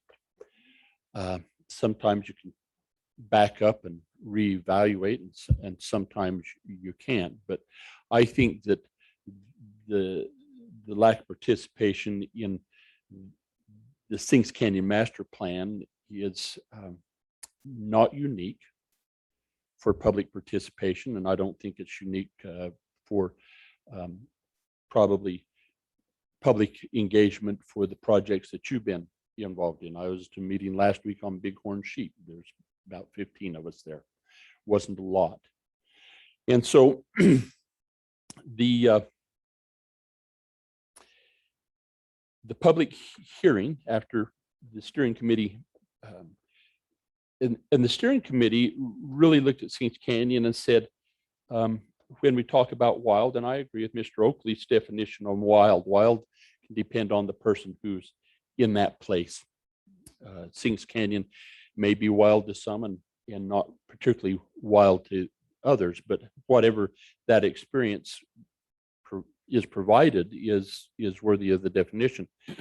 And so when we heard from the public that they felt that the proposed Via Ferrata was maybe in the wrong place, the public meeting was held, and people on both sides spoke for and against where the Via Ferrata was at. There was some concern that on a commercial enterprise coming into the state park, you heard that again this morning.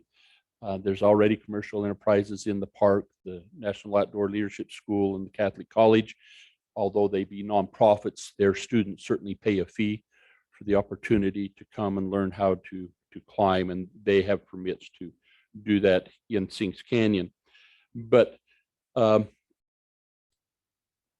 result of the August meeting, state parks, I think, reacted appropriately and says, okay, we need to step back, take a breath, and look at this. And so they got the proponents, Commissioner Roberts, to your point, who is we to Mr. Leitner, the proponents of the Via Ferrata, the climbing community, and Lander is a climbing community. It's a big deal in the area. We have the Climbers Festival there every year, and so when they proposed this, the idea was following on outdoor recreation, and what can we do to supplement revenue coming into the state. This may be just this little morsel in that process, but the state park says no, we need to look at that again. So they got the proponents and they got opponents of the Via Ferrata together, and they says, okay, let's start working through this. Is there compromise here? How can we do this and make it work? And the result of that was the meeting last week. I attended that meeting, and my observation of that was just a little bit different than as it's been relayed here today. State parks, we had everybody around the table, and they asked one of the proponents or one of the opponents of where the Via Ferrata was going to be on the game and fish land if there were any other sites that they thought was acceptable. they presented the site, an alternative site on the other side of the highway. They then says proponents who wanted it on game and fish land, how does that work? Mr. Leitner, some others says, we think, Mr. Zimmer, I believe from Catholic College says, we agree. We think that will work. And of course, that's after some reflection and being able to reevaluate. So it wasn't that they reestablished and says, this is a better place to begin with. I think that they were trying to compromise for the greater good of what they were trying to do in the park. And so this alternative site identified by the opponents of the original site was agreed upon by the climbers, and hopefully that will move forward in an appropriate way. I think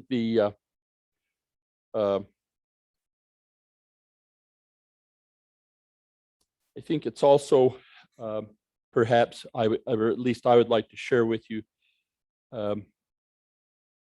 that I really do believe it's in your agency's purview and the Department of State Parks purview to develop the criteria for how these projects are going to be identified and put into place. We as the public have input in that, but at the end of the day, it's your decision. And so I think the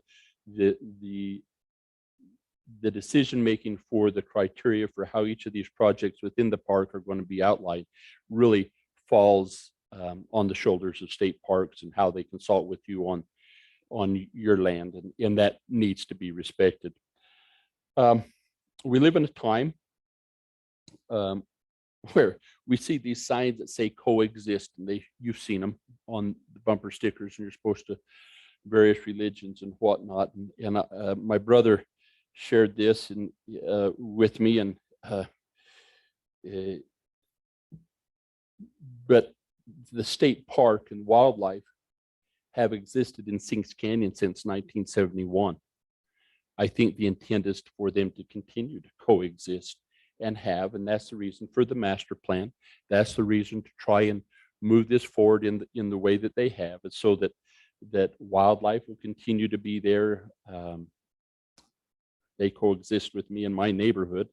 I hope that some of this can be resolved in a manner that is that we're all comfortable with. It looks to me like we're headed in that direction, and appreciate the effort for the state parks and the commission to consider and take in public comment about this. I just wanted to, having been part of this since 2018 and through the time, just wanted to share a perspective from that viewpoint and try to add a little more definition to observations that I've done. I commend the state parks. They've tried very hard to do this, and I'm sure that they and the commission will continue to represent the interests of the state as they historically have, and you have my appreciation for that. Thank you. Thank you, sir. Thank you. Any questions? Thank you, sir. Eva Crane?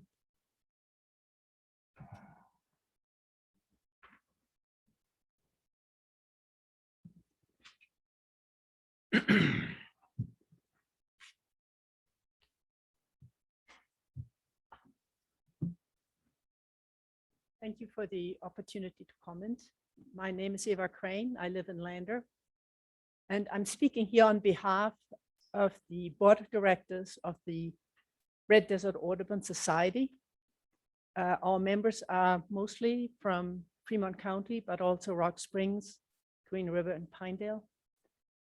As the landowner of the Peregrine Cliff, and with a mandate to protect wildlife, we would very much appreciate if this cliff could be permanently closed to human activity. Now, in the past, there has been some climbing on that cliff, and the peregrines are still there. But climbing has exploded in the canyon. Visitation has exploded in the canyon. And this summer, there was an incident that clearly shows that human activity on that cliff and a breeding pair of peregrines cannot coexist. What happened is, an out-of-state climbers, probably not knowing about the peregrines, climbed up the cliff, The adults got agitated. The fledgling jumped prematurely off its ledge, fell down, and had to be fed on the floor for 2 weeks. So this clearly shows for the future, we need to protect this cliff and most likely permanently close it to human activity. Thank you. Thank you. Jordan Dresser.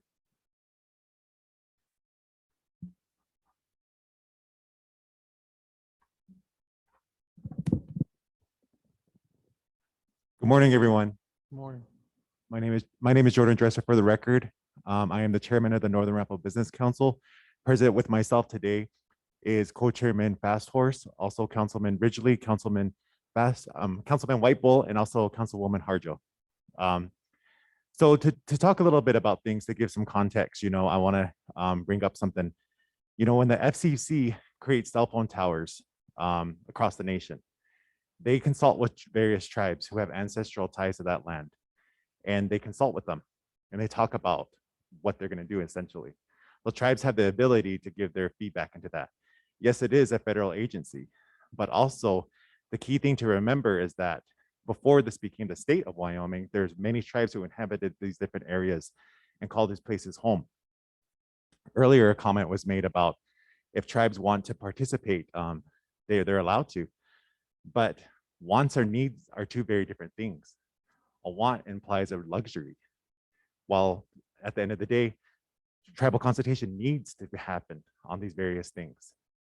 To give, for those who don't know about the government on the reservation, every 2 years, potentially for both councils, there's different members who can be elected to it, because elections are held every 2 years. So this project probably does predate 2018, but for majority on both councils, there's various different tribal members who are on the councils now.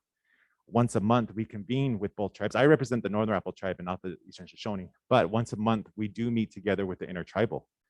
And that's where all 12 members are presented with the various projects. And there, various individuals approach us about the different projects they want to do, including the different schools who want to do studies on the reservation. Even tribal members come to us. So that's where we're able to talk and refer it to the appropriate individuals.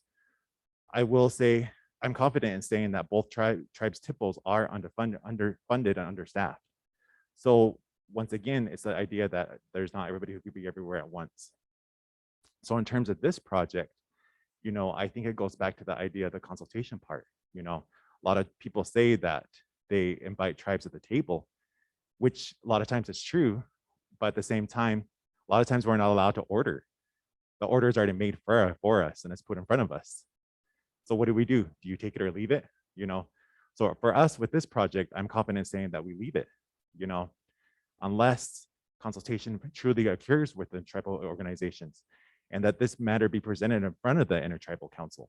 So once again, because it comes to the idea that there's various tribes who call this place home in that aspect and have cultural ties to those places as well. Rock art is one of the earliest forms of not only, well, I'm gonna say not the word art, because rock art tells a story. It's our various earliest times of being able to tell history, time, and place. And it predates a lot of the different things that came before European contact. So those are very sacred things to tribal nations across the country. And I used to work for the Northern Rappel Tribes TIPO office. My background is in museum studies, where we talk about preservation very heavily. And, rock art and various things like that, if it's damaged, it's gone. It's one of those things you can't get back. So can various individuals respect that who come to visit here as opposed to that? Some people don't even know tribal people live here, So how in the aspect would they be able to respect those different parts, which are key parts of our culture, but also our cultural sites? And the mission of the Northern Rappel TIPO office is to protect the cultural sites of the Northern Rappel people. And I am confident in saying that I think the Shoshone Tribes TIPO is that as well. And at the end of the day, this comes down to the various different things. And it just comes down to consultation. And it comes down to us as tribal people being able to exercise that right, and to work with the state to develop those plans, because we come to the table at various different times, and I just think that's just part of that. So for us with the Northern Apple Business Council, that's a key thing for us. And for me personally, with this part and working with the TIPO office, I'm confident saying that the Northern Apple tribal members are very passionate about that stuff as well. So that's just our stance with that. And I want to thank you all today for this. But once again, it goes back to the idea of, I think we need to start changing the word of consultation. I think it's the power of collaboration. Consultation means you just come to the person and say, this is what I'm going to do. What do you think? A collaboration is saying, hey, we want to do this together and let's do it together. And that's a key thing. So I thank you all today. Thank you very much. Michael Graywolf.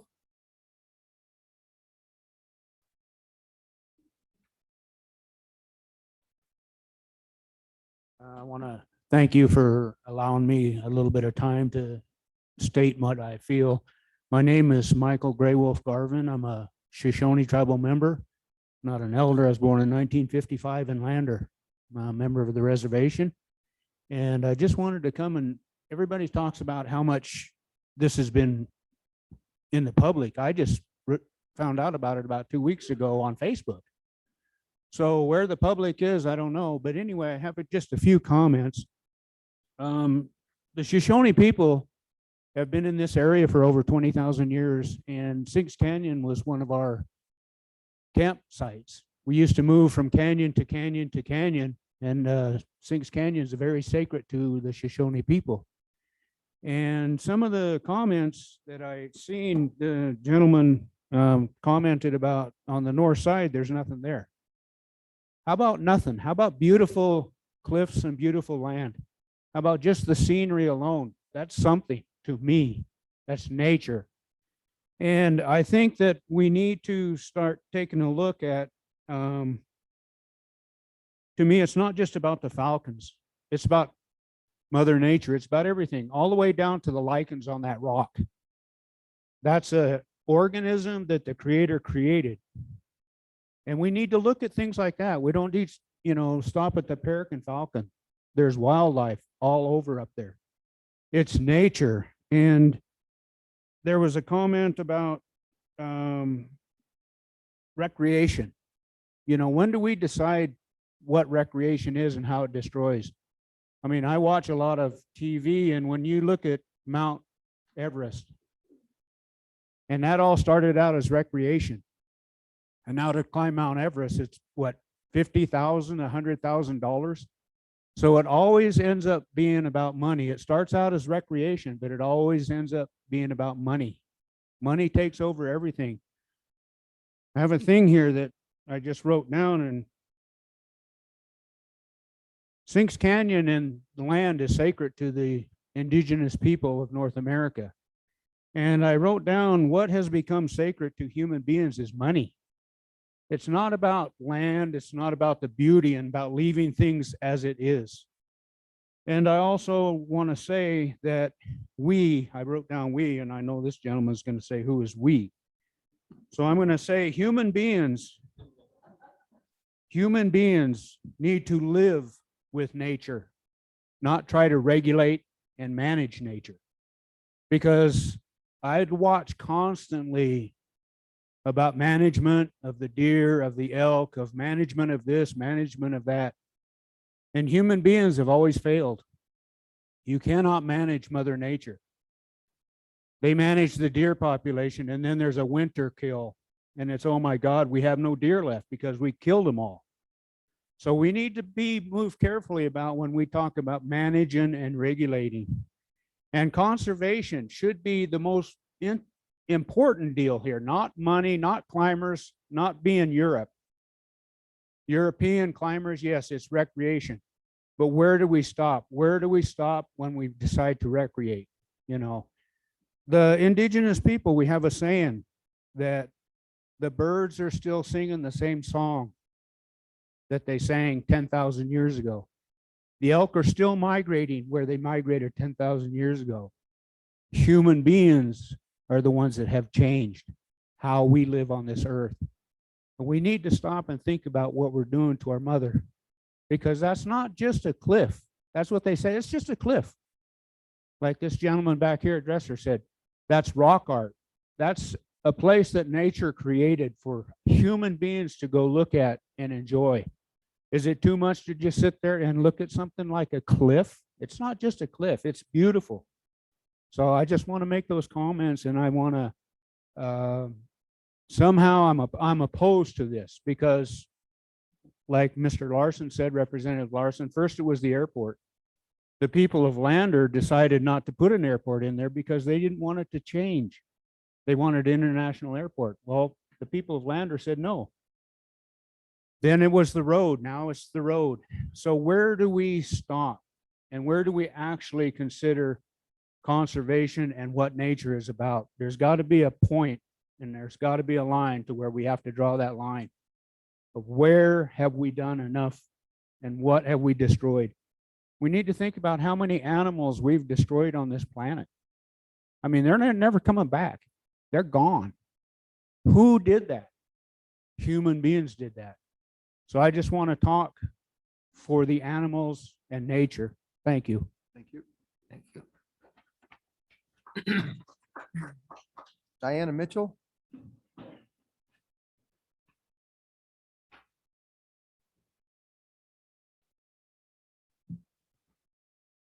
Hello, I'm Diana Mitchell. I am currently Shoshone historical member. The Shoshone tribe, we've started a historical group of community elders, and we've been in existence for quite a while. And my concern is, I agree with Mike that there should be no development in the canyon. And then I've lived here all my life, been up to Sinks Canyon when I was little, went up there when I'm old. But here's the thing, I've always gone up there because I've been involved in historic and cultural preservation. And I've gone up to the canyon, to the interpretive center. I remember when it was built. And I wanted to check it out, see what you guys were putting on display. I was happy to see that you guys have a lot of displays about animals and all the life in the canyon, which is a good thing, because that's what was mentioned, that it is a place for the animals, the wildlife, to live without interruption. But that interpretive center should have a history about the Shoshones, because that place up there in the canyon, I was told by old people that our Shoshone people were sheep eaters. They got kicked out of that place after you guys came. And that doesn't mean to sound disrespectful, but that's what happened. And we want history presented, just like what was said. People don't know that there's even tribes here half the time. They just come through here and then drive through the canyon, stop at the interpretive center. And then there's nothing about Indian tribes in that interpretive center. Nothing. There's no history about the sheep eaters, no history about the how important the petroglyphs are. We have stories. That's trails, and that's how we communicated back in the prehistoric times. And we have sacred areas where we had, we have a hunting site up there on top of by Worthern Meadows. And we always prayed for a good hunting. So there's sacred sites in that area. And then I would also like to ask what happened to our bighorn sheep. We're to protect the animals and the fish, and then we try to put bighorn sheep in there. I thought it was a good idea. Unfortunately, the environment, whatever, didn't let that happen. So they're not there anymore. But I remember when they were put in there a long time ago, our people always like to go up there to see, oh, have you seen those bighorn sheep? And then we're all happy to see bears too. We can coincide with bears and all the animals up there. But I would like to say that I'm against the development of any via ferrata They already climb up there anyway. I mean, I know I've seen them climb, okay? The thing, my concern is, I used to work at Bears Lodge as an interpreter and ranger. And I would interact with the climbers because that was part of the job up there, that they would have to come in and sign in and then, you know, where they're from. Now, here's my concern is when people go climbing, yeah, it's a good recreation. It is, but they fall. As you recall, a couple of years ago, there was that guy that got killed up there. And, you know, it's a dangerous sport. And here's the other concern. Like when I worked up at Bears Lodge, those climbers, you know, they'd go up there and then they'd fall. And then because it's a sacred site, the tribe has to go up there and do a ceremony. Specifically in that event, because they had to make the place good again, because there was a death. Now, I would like to see, because, you know, we don't really have much of a choice whether or not you guys are going to develop anything, but I would like to see some payment or fee for the climbers, okay? Because I know that accidents happen and then they have to send the ambulance up. That we just had an issue about ambulances recently in Fremont County, and that costs money. So I think the climbers need to pay their fee to climb. If they're gonna do it, you guys, like I say, I'm against it, but it's gonna happen because we don't have a say in the matter.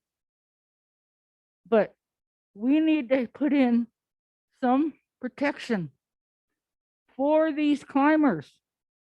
Charge them $200 each climber. You figure 10 climbers at $200, you got your ambulance in case something happens. And there should be education in the interpretive center about the climbing. Because I know when I worked at Bears Lodge, I gave talks about the climbing and, you know, what they used and that kind of thing.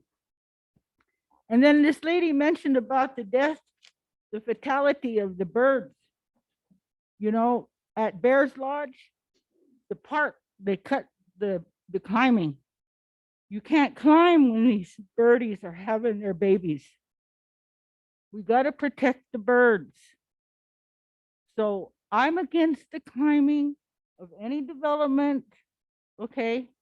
And you guys need to protect those birds.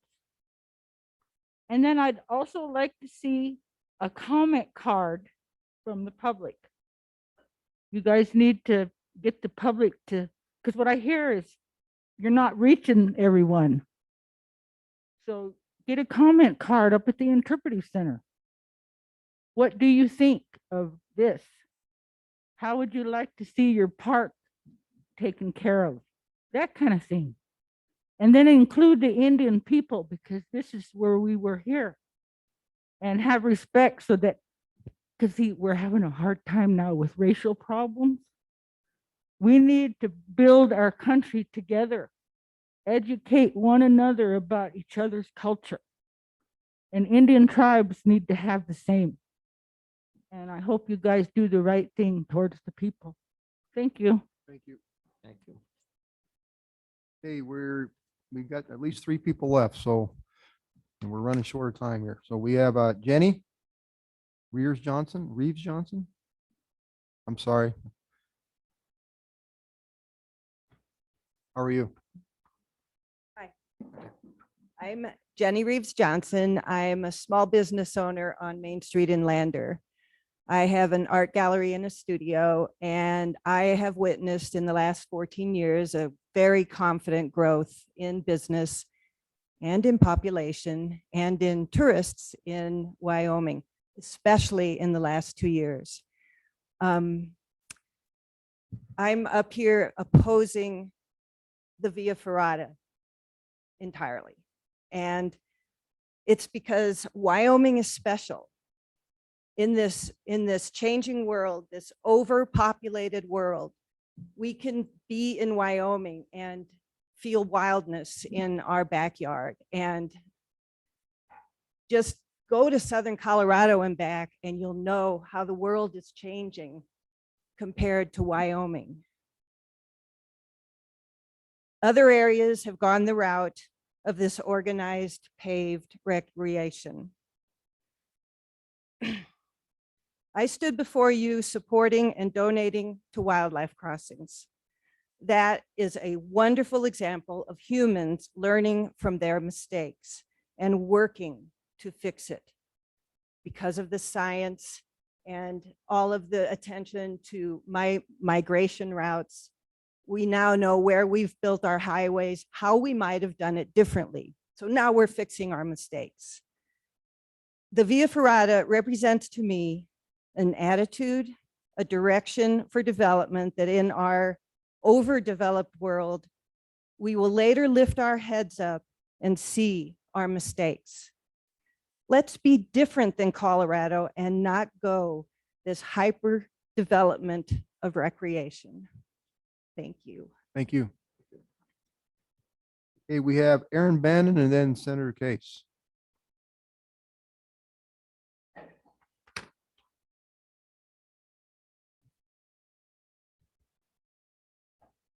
Greetings all. Shouldn't even touched it. Greetings all, and thank you for having me today. My name is Aaron Bannon. I am a State Parks and Cultural Resource Commissioner. I've been on the commission for 10 years and have been involved in at least 2 master planning processes, one at Hot Springs State Park and witnessed this one on the periphery, and have seen them go poorly, I think, in my early days, and have seen them do a lot more to improve that master planning process more recently. So I would just like to make the point that State Parks Cultural Resources Agency does go above and beyond the call, above and beyond the letter of the law to engage the public, to include community interests in planning for a future for the community state park. And that is certainly the case here. A number of people who have been in the audience have testified to that point and their engagement in that process, and I appreciate their work. I also appreciate the openness and willingness of state parks to keep the conversation open, to recognize that there are some concerns with what they came up with in the master plan and consider alternatives to that view. So with that in mind, I would say that yes, our community is growing. I do live in Lander, Wyoming. People are going to continue to come. People are coming because of the recreation opportunities, and they want to recreate in places like Sinks Canyon State Park and elsewhere. And we have an option to either try to develop carefully and manage that growth, or let it continue on its own accord.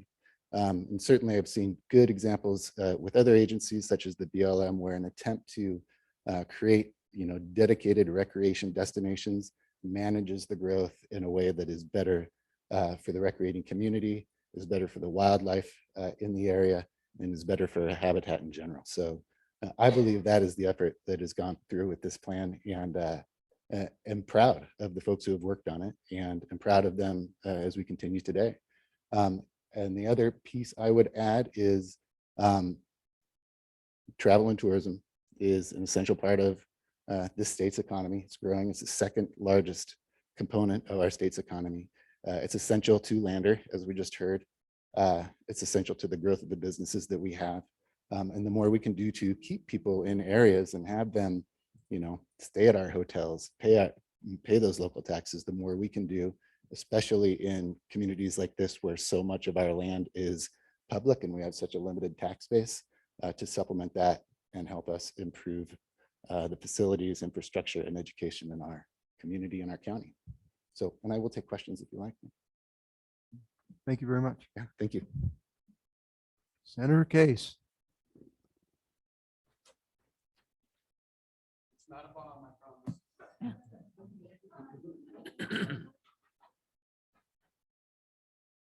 Hi, Commissioners, President Doobie. Thank you very much for this opportunity. Thanks for coming to Riverton and kind of in our local area and helping us to talk about this.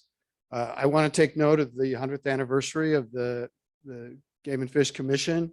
And you know you guys exist because the legislature screwed it all up, and you know that. And we needed to have an independent commission that cared about wildlife and cared about hunting and cared about, and that's why we did it. And the legislature, you know, finally got wise and created you. And I think it's the same kind of a trustee role that you have today with respect to the lands that you own in Sinks Canyon. You're the biggest landholder there. You have 85% of the land of the state parks. All of that land is connected with federal funds. It's connected with reasons that the land was given, and to you to wisely be the trustees for. And I have all the confidence in the world that you're going to rise to that occasion. I think the decision about how those lands are used, it's your decision as a commission. It's not a decision that you can delegate. I think that's pretty clear from some of the research that we've done. Basically, there are three landholders in the park. You have 520 acres. We picked up, I think, 3 different parcels. The city of Lander has 9 acres, and State Parks only has 80 acres, and they were purchased from state trust lands. So this is your deal. There was a name change that basically said, we're going to call this the state park, but it's your land, your obligation. You have the trustee obligations here. You don't have to balance the interests of recreation and the economy. And you know, I have doubts. I'm in the tourism business. I have doubts that that's a really sustainable future in terms of the impact on the resource that so much activity has. So that obligation, you're not the economic development arm of the state of Wyoming. You're the trustees of the land and the wildlife. And I'm so glad you're here. You know, this process, I think some people are caught up in the fact that this process started a long time ago. They thought it was fair. They had lots of comments online. People said, keep it wild, and they think they've done that. But the truth is, when we got to this spring, everybody went, what in the world? And I submit to you that in Lander, which I know that community very well, I have served in the legislature for 30 years now. And Sinks Canyon has been in my district. And I did tell the Department of State Parks back when they began the process that my most important consideration was not to overdevelop it. They lost that communication, but I proved that it existed. This is just a picture. This is the Sinks Canyon wild people. These are people's houses that when I'm running for office, I'll tell you what, a yard sign means a lot. That means that person cares enough to put your name on their property. These are yard signs in Lander, 180 of them that this group Keep Sinks Wild has done. There is no way that the Lander community supports the Via Ferrata. I think there's elements of the Catholic College that do. The Catholic College students have been very, very vocal about their support. Good for them. They are such a wonderful asset to Lander, but they're also passing through Lander on a journey, you know, a 4-year journey with the college. We're so glad to have them. I submitted to you a paper called An Alternative Master Plan for Sinks Canyon. The catch title was, It Ain't Just About the Falcons. And the truth is, Sinks Canyon, I'm so glad we had such great participation from people that I have the honor of representing on the Wind River Indian Reservation. It is such an important cultural thing. I don't know if you know some of the work that Central Wyoming College and archaeologists have figured out. They have found out that there has been ancient and continuous high altitude occupation of the Wind River Mountains. This is something the Shoshone people have been telling us all along, but it's documented. And the Sinks Canyon was part of that. Right where they want to do this, I'm kind of bummed because the new location proposed for the Via Ferrata is such an enormously powerful place in terms of culture, there's rock art and that tells a story that all through there that indicates that people spend a lot of time there. Sinks Canyon is just a very powerful thing. When I think of ancient people in this area and how, what did they know? They were well-traveled. They knew the geography. There were things like probably the boar's tusk. That was probably very important to them. And I'm just speculating, really.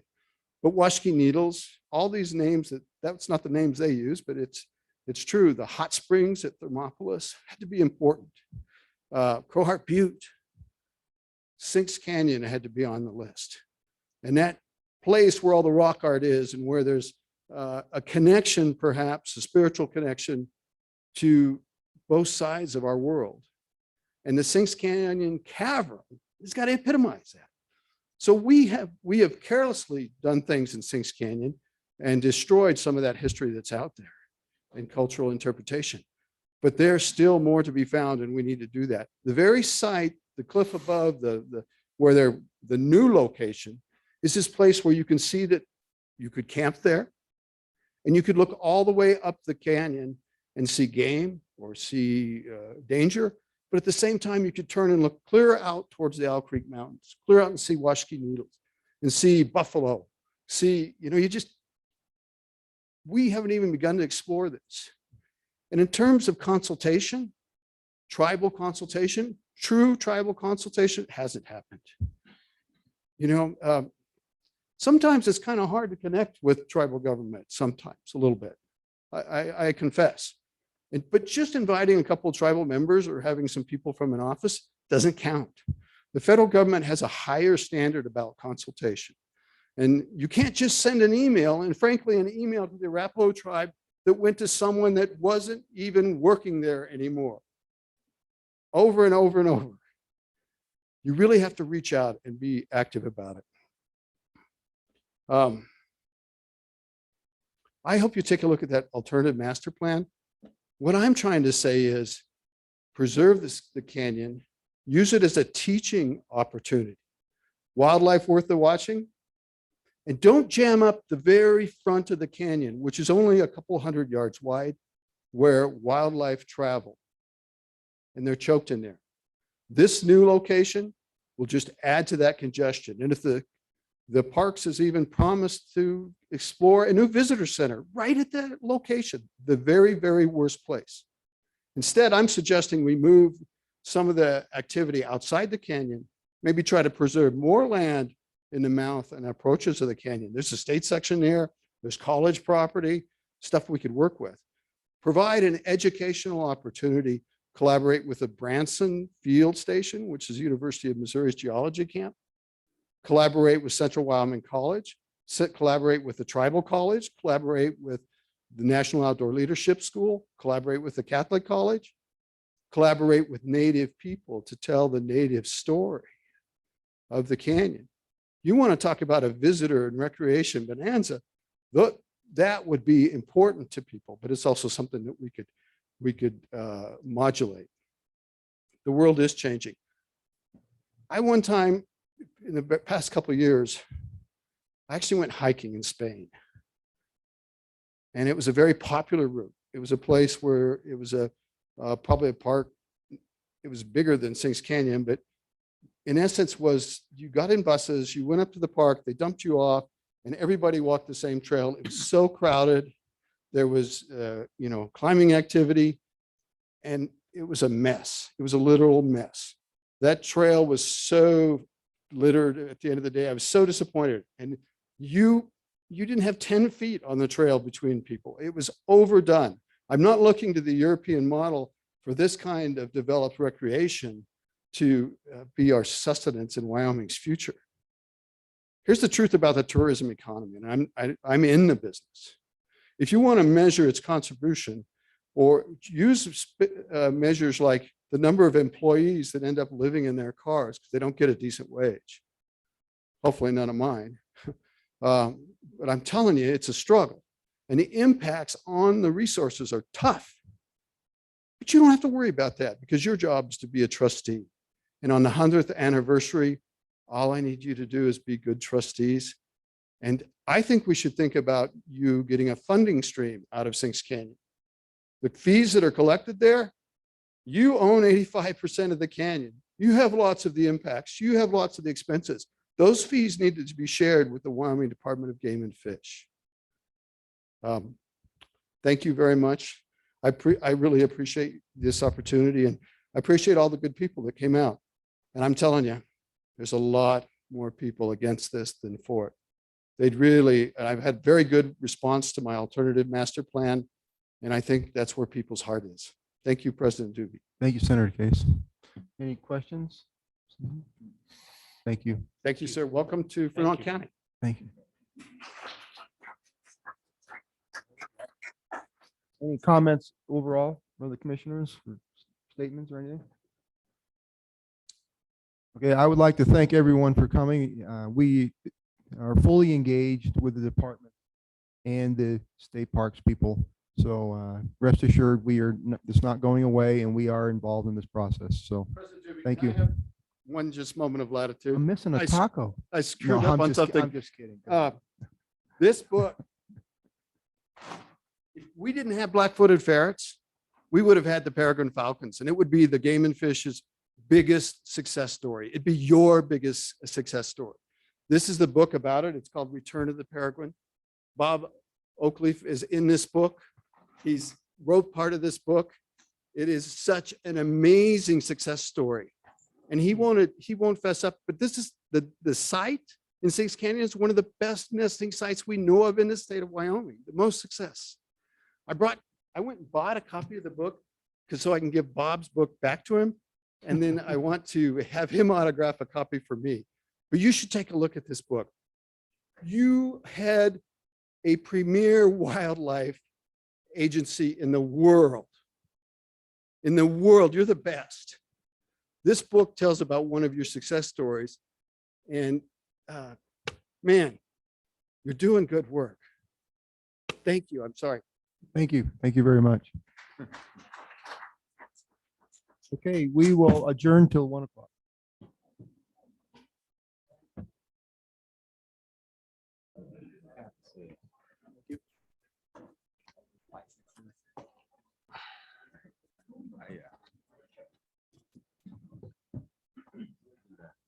Yes, sir.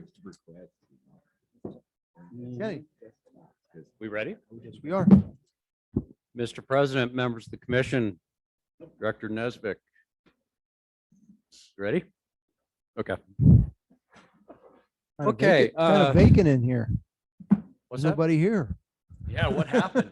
I thought they were here for this agenda item, but obviously not. Okay, so this agenda item is for providing an update to you on the housing project in Jackson. Continues to move extremely slow. I want to thank the commission for dealing with all the email traffic that I send out to you on this project. Commissioner Ladwig even gets more emails from me on the water issues. He's been a big help. I really appreciate that. So just as a reminder, as you recall, we finally did hit water, a lot of water on site with the 4th attempt. And the water quality is not great, to say the least. In fact, it would be quite costly to treat that water. It's possible, and I've got a cost estimate for you if the commission wants to go down that road to filter this water. There would be an annual maintenance fee and some other associated costs. It would be about, after some initial investments, about $12,000 a year just to try to get that water to where it is consumable. It does, let me look here at this water stuff. It does fall within EPA acceptable standards, but it's only slightly under the limit for arsenic. And has elevated levels of heavy metals and hydrogen sulfide is present. Doesn't smell great, that's for sure. Would not taste very good. So because of that, although we did have the engineer look into what the cost of treating that water would be, we started going down the road of, at the recommendation of the engineers and hydrogeologists, that we may want to take another stab at another well location. And so we asked for them to give us more of an analysis of the topography, geologically speaking, in there and hydrology speaking on the project area. And they have pretty good evidence to suggest that we could find better water and not have to go near as deep in another location closer to the sheds. You recall we went on a tour at South Park and we went down to those sheds and had a little talk down there and stayed out of the rain. There's a well there. And so our leadership team decided that we were going to recommend to you today that we do move forward and drill another well in a different location and try to find good, high quality and high quantity water. But before we would make that recommendation, we felt like we should at least sample the water at that existing well to see if in fact the quality was better, which would suggest to us that, yeah, maybe drilling another site would be worth our time and money. So down by the sheds, there is a well. It's a monitoring well, not a domestic supply well, but it's suitable for sampling water quality. And we initiated that sampling work, or had the engineers initiate that, on November 4th, and it's looking really, really good. The last results of that will not be back until the week of November 15th, unfortunately. But at this point, the water, there's no odor, it's not suggesting there's any hydrogen sulfide problems and things like that. And the preliminary water quality samples are all good. So we're thinking that we want to wait until the 15th to be sure, but we're thinking that that water is going to be good quality, and would suggest that we in fact would want to drill a little closer to the sheds. So given that, the department is recommending that we finish the work at this other well for water quality, and that we do look at exploring the opportunity to drill another well closer to the sheds, and perhaps not be at the sheds, but try to cut the distance down to the site. It's about 2,000 feet from the sheds to the housing development, where we're proposing to have structures for the water at the housing development. So a couple of other questions, then I'll just open it up to you for questions. Some questions you asked of me were, how much would it cost for us to pump from the well, or that existing well, which again would require work. It's not a production well. We'd need to convert that to a production well. It would cost about $300,000 above and beyond what the normal cost was going to be to pipe this water. $300,000 to get it from the sheds up to the housing unit. You also asked me about treating the water at the one well that we have in place, and I told you that was about $12,000 a year. If we were to, we've talked about the number of wells as well, and Commissioner Ladwig and I both confirmed with the engineers that there is a requirement for a housing development of this size to have 2 wells. So we do need 2 wells on the site. That would cost about another $156,000. We're not proposing to move forward with the budget for 2 wells at all. If anything, we would recommend enough budget capacity to do another well, one, if the water quality comes back good at the well that's at the sheds. So with that, I'll just open it up for any questions. Mr. President, as you know, we do have Brian Barney from Jorgensen Engineering on the line, and he really is the expert on the engineering aspect of this and has been working very closely with the hydrogeologist. So I might have to turn to him to answer some of your questions. So we need 2 wells, We need 2 wells. and right now we have no wells. Correct. We have a partial well, which is a test well. You would have to expand that and then drill the other one that you're proposing somewhere in between there and the development. Correct. So regardless, we got to have a pipeline from the shed well all the way to. Is that correct? If we go that route. use the shed well for something, we would. But if we have to have 2 wells, If you just drill the one that's partway there, we still have to have another well somewhere. We do. I just mentioned that I wouldn't be seeking budget approval for 2 wells right now. I could, but I'd want to drill. I'd recommend we drill another well at a different location and hopefully get that water quality and quantity that we would like. And at that point, we would drill the second well. Or expand on the one by the barn. Right. But can we use the water on the good well? I mean, the high volume well? Can we use it for anything? Livestock water, water in lawns? Is there any use for that existing well, even though the water's bad? I think there is, and I'm going to get Brian. Is Brian on the line? I am. Can you hear me? Yes. Yes. Did you hear that question, Brian? I did. There are, yeah, that well that has been drilled could be developed and turned into a production well for firefighting or to help with firefighting supply or livestock watering, irrigation, and even possibly, depending on what our final system configuration looks like, could possibly even serve as part of the redundancy on the system where we'd have the new well. So it's not completed. It would have to be finished and construction would be completed on it, but there are different uses that it could be put to. Thank you. And Brian, while you're on, could you explain why we have to have 2 wells for the project? It's a redundancy for a public system.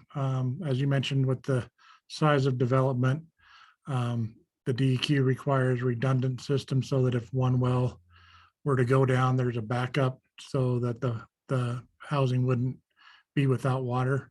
And that's where the redundancy comes in. You could potentially use the existing well we have drilled as a redundant well, or some different options in there to hopefully get the most benefit out of it that we could.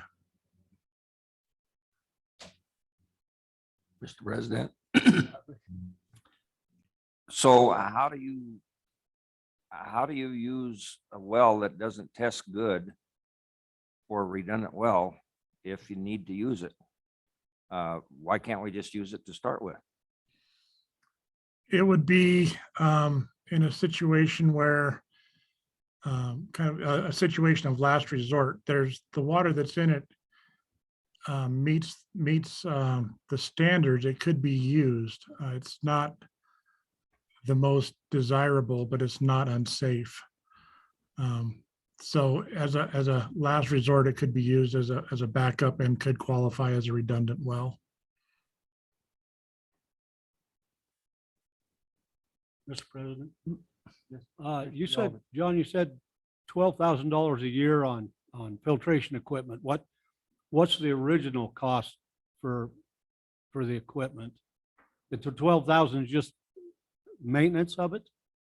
That is for Commissioner Jolovich. That is for initial construction and annual maintenance to deal with the heavy metals and hydrogen sulfide, and then the arsenic and some other words that I can't pronounce. Initial construction costs of $105,000, annual maintenance cost of $10,000, and then there's a cost for the heavy metals as well. An initial construction of $15,000, and annual maintenance cost of $2,000. So it'd be once over the initial construction for those $12,000 a year. Is that right, Brian? That is correct. And what was that equipment? The equipment is for the arsenic. There's an arsenic removal system that we would specify that actually takes the arsenic out of the water. And the maintenance cost on that is for replacement of the, basically it's not a filter, but it's like a capsule you put in there that treats the water. And those are $10,000.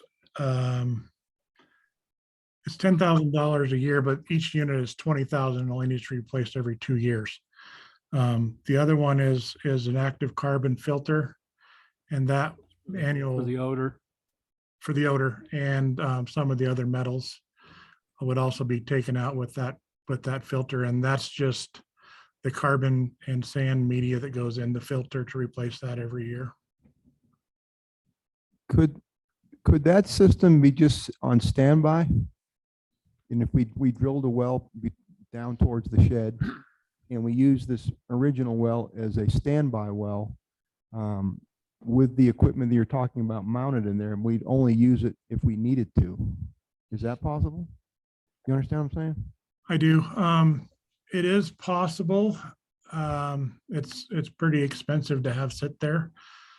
If we were going to go a route where we used the existing well as a backup, right now the arsenic is still below the limits, and the one that would be more troubling for the people using the water would be the sulfur, and that could be treated even on individual building filters too, as another alternative if those were put into place, and not necessarily put into service right away, but it could be added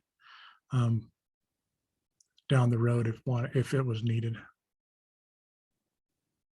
Mr. President. Brian, this Commissioner Roberts, would it be, and I'm just kind of thinking, do you think it'd be cost savings if we just, were to find the good water? I mean, I don't know how much it costs exactly for each to drill to find the water, but I'm just wondering if it wouldn't be better for us to make that initial investment to make sure that we just find 2 good water sources, no matter how many times we have to punch a hole in the ground, and we find them, and then we're done with all of the,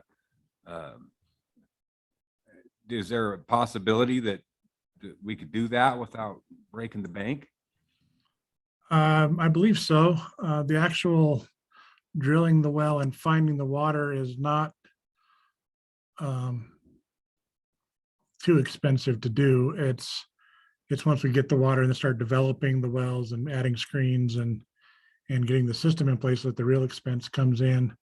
I think the test wells we've been drilling have been in the neighborhood of $20,000 to $30,000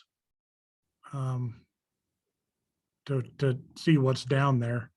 And then if good water was found, then you could go through the effort of developing the well and having 2 good wells. I think is obviously the recommended situation for sure. Yeah, Mr. President, Commissioner Roberts, that's exactly what we've been trying to do, is to get 2 good wells before we move forward on any more. It's taking a little longer than I thought, and we've drilled 4 times now. So I do think that's that's what the department is recommending, that we do drill another well, and we try to do it. Brian and others have identified a location that's about 200 feet south and 600 feet west of the well we have in place now, one with good quantity and not such good quality, where they feel strongly that we're going to, not holding you to anything, Brian, but they feel strongly they're going to hit good water. Didn't we feel strongly about hitting good water 4 times before? Well, I never told you that. No, that's what we've been trying to do. Yep, we're equally frustrated. Mr. President, I have a question. I'm thinking the same track that Pete's thinking. It's not a criticism of you, John, but it is a challenge to our engineer. If the other place is a spot for super duper good water, why didn't we start there? What's changed? So we're 4 test wells, we're 120 grand into bad water. And so the next one's going to work. I'm now skeptical of that advice. Prove to me that it's going to be right. Yeah, I'll have to leave that to Brian and hydrologist to maybe help prove. I will tell you early on, the department was extremely supportive of keeping the wells close to the housing development. for sure. Sure. And so for that, I'm to blame. No, you're not to blame on this, John. Then we also had a very productive well in the first two locations adjacent on the property adjacent to ours, similar elevations, and we thought we'd hit water there. And we did not. So we're moving farther away from the housing development, which I've tried to avoid doing that at all costs. But it's turning out that perhaps we should have gone lower in elevation to begin with. And you mentioned there, what was the cost of the trench from the barn test well to the house site? I think that was 300. Brian, correct me if I'm wrong, but the question was to get water from the well at the sheds to the housing area. I think we're estimating about $300,000. That's correct.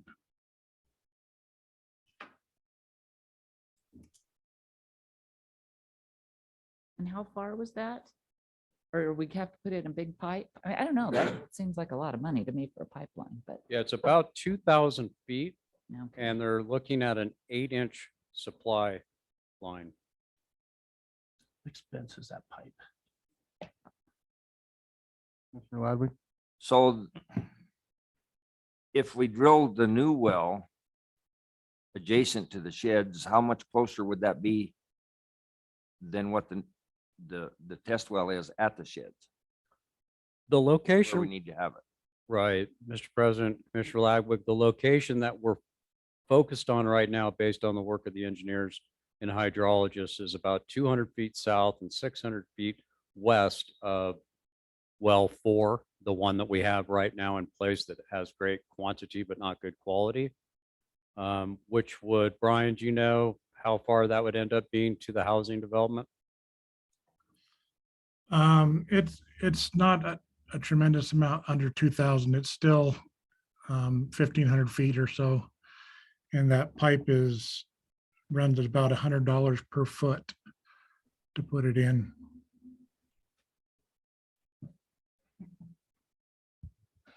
Wow.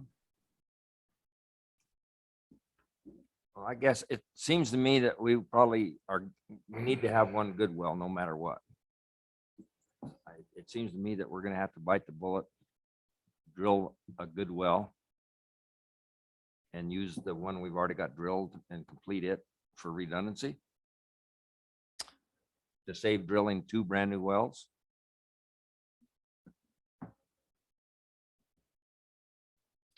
You're Clarification. talking the current well that has the flow, but it has all the arsenic and all the wonderful odor and all that stuff will be the backup well. The redundant well. President, quick question now. The water out of the well, the good well with the good water or with the good quantity of water is legal to drink. Correct. Okay, but we have a problem with smell. And other than that, I mean, if we take away the smell, it smells okay and it's legal to drink. So just a little scenario, if somebody told me, if a family told me that they had that problem in just their house, what do? I would say, okay, you need this, this, this, and it's fixed. And if I did that in somebody's house, it'd be about $1,500 and the problem's solved, and they'd only have a couple $100 a year maintenance. Is that a possibility? Just, Mr. President, Commissioner Jolovich, just to deal with the hydrogen sulfide only, that would be right. We would want to deal with heavy metals and the hydrogen sulfide and arsenic levels, which are pretty dang high. But they were But- legal. They are. EPA standard, they were legal. Correct. That's correct, right, Brian? Okay, That's so correct. see, what I'm getting at is you do sediment pre-filtration, carbon pre-filtration for the smell, and then reverse osmosis takes basically everything out for your drinking water. You don't care about the heavy metals and that in your shower or your bathtub or washing your hands. You're concerned about that just for drinking. Well, reverse osmosis takes care 90 percentile plus of all that other stuff. So I'm wondering if that'd be the cheapest option. Put, something like that in each household out there. What does the engineer have to say about that? I did look at that when we were considering the different treatment options, and to do what they call a whole home filter, or the individual residences, that would take care of the hydrogen sulfide and some of the heavy metals, with the exception of the arsenic. And that unit in each house, like you said, is about $1,500 plus $200 or $300 a year for the filters. And at 15 units, it, for that treatment, was working about the same as putting in one unit for the whole development for those items. The more expensive one is the one that's removing the arsenic. And so whether we did a active carbon filter in each unit or in the well control building, it would be about a wash on initial cost and annual expenses. Okay. Answered my question. Thank you. Well, to me, I don't think we have a choice. We have to drill another well. Because we have to have two regardless. Right. So I would suggest that we proceed drilling the other well.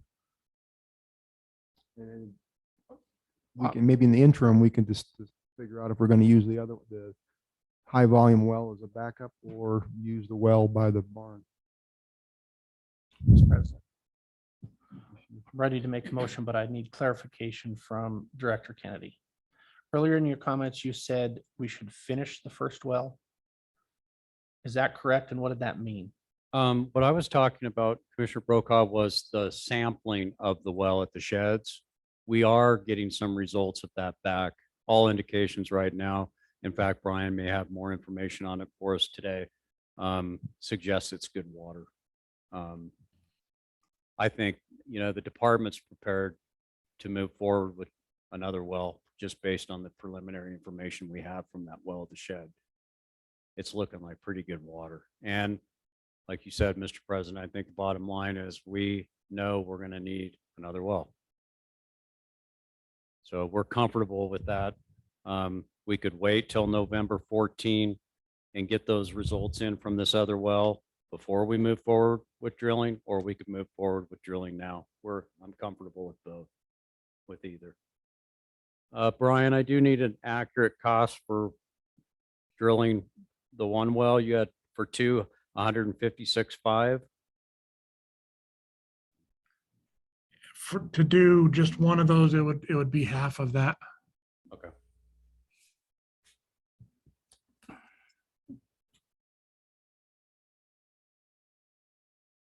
$78,000. So, Mr. President, if you could give us up to 80,000, we will move forward. We'll also do some additional work with Brian and the hydrologist to see how comfortable they can get it, giving us a little more assurance that we're going to hit the water we need. You said you have the information by November 14th. I was thinking you meant yeah, this year. Yeah. Today's the 16th. Do we have that information now, Brian? We have not gotten the final results back on the arsenic or the other properties. We're expecting them, I would think, this week yet, but I haven't gotten them yet today. I would like to reiterate, John, this is not your responsibility. it You wasn't you were mean acting to in our imply. best interest, and I appreciate that. No, we're Just we're a little trying. We're frustrating. just getting frustrated. Commissioner Brokaw? Mr. President, I move the commission authorize the expenditure of $80,000 for one more test well. Is that your ask? Is that Yes. correct? That's my motion then. Second. Okay, it's moved by Commissioner Brokaw, second by Commissioner Jolovich to approve how much? $80,000 for another test well. Brian, that'll cover it. Yes. Okay. Yes, Any sir. more questions? All those in favor? Hi. Those opposed? You got there. All right, off we go. Thank you. I'll keep you posted. Thank you. Thank you. John? Fingers crossed. Good afternoon, Mr. President, members of the commission, Director Nesvik. Just have some lands items for the agenda this afternoon. I'll wait for Wayne to get the PowerPoint going. Click it, Wayne. Click it.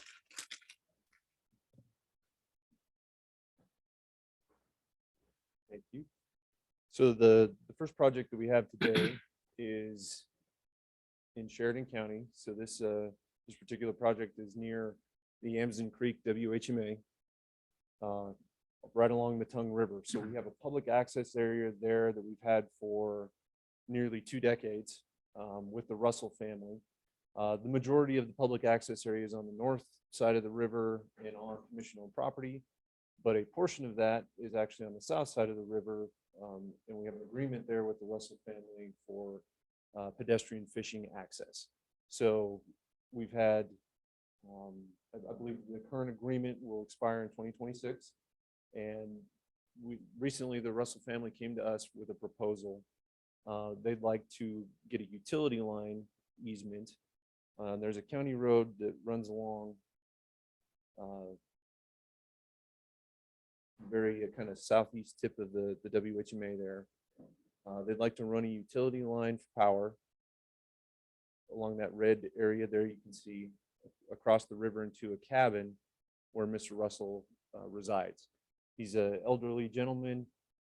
He would like to live out the remaining part of his time in that cabin, and currently it runs on, it's off the grid.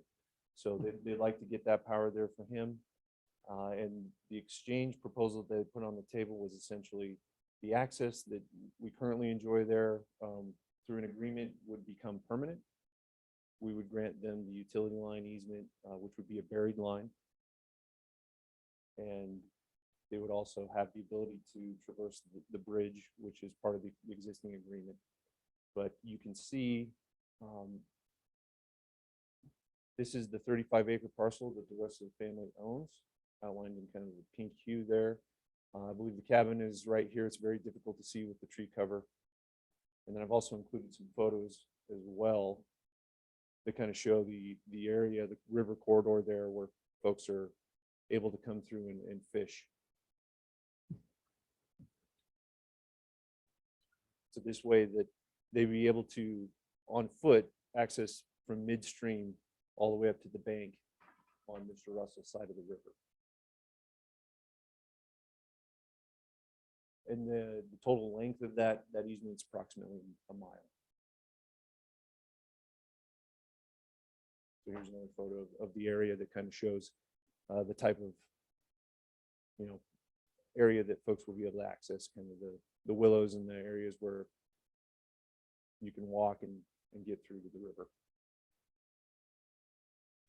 This was a regional effort to work with the family there for the utility and the access, and brought it to our attention so we could bring it to commission. I believe they'd like to start construction on the utility line this spring because we kind of missed the window for the weather this year. And they're going to work with the utility company on getting that all put together. So this time the department's recommending that we move forward with the easement exchange. Will that be above ground or below ground utility?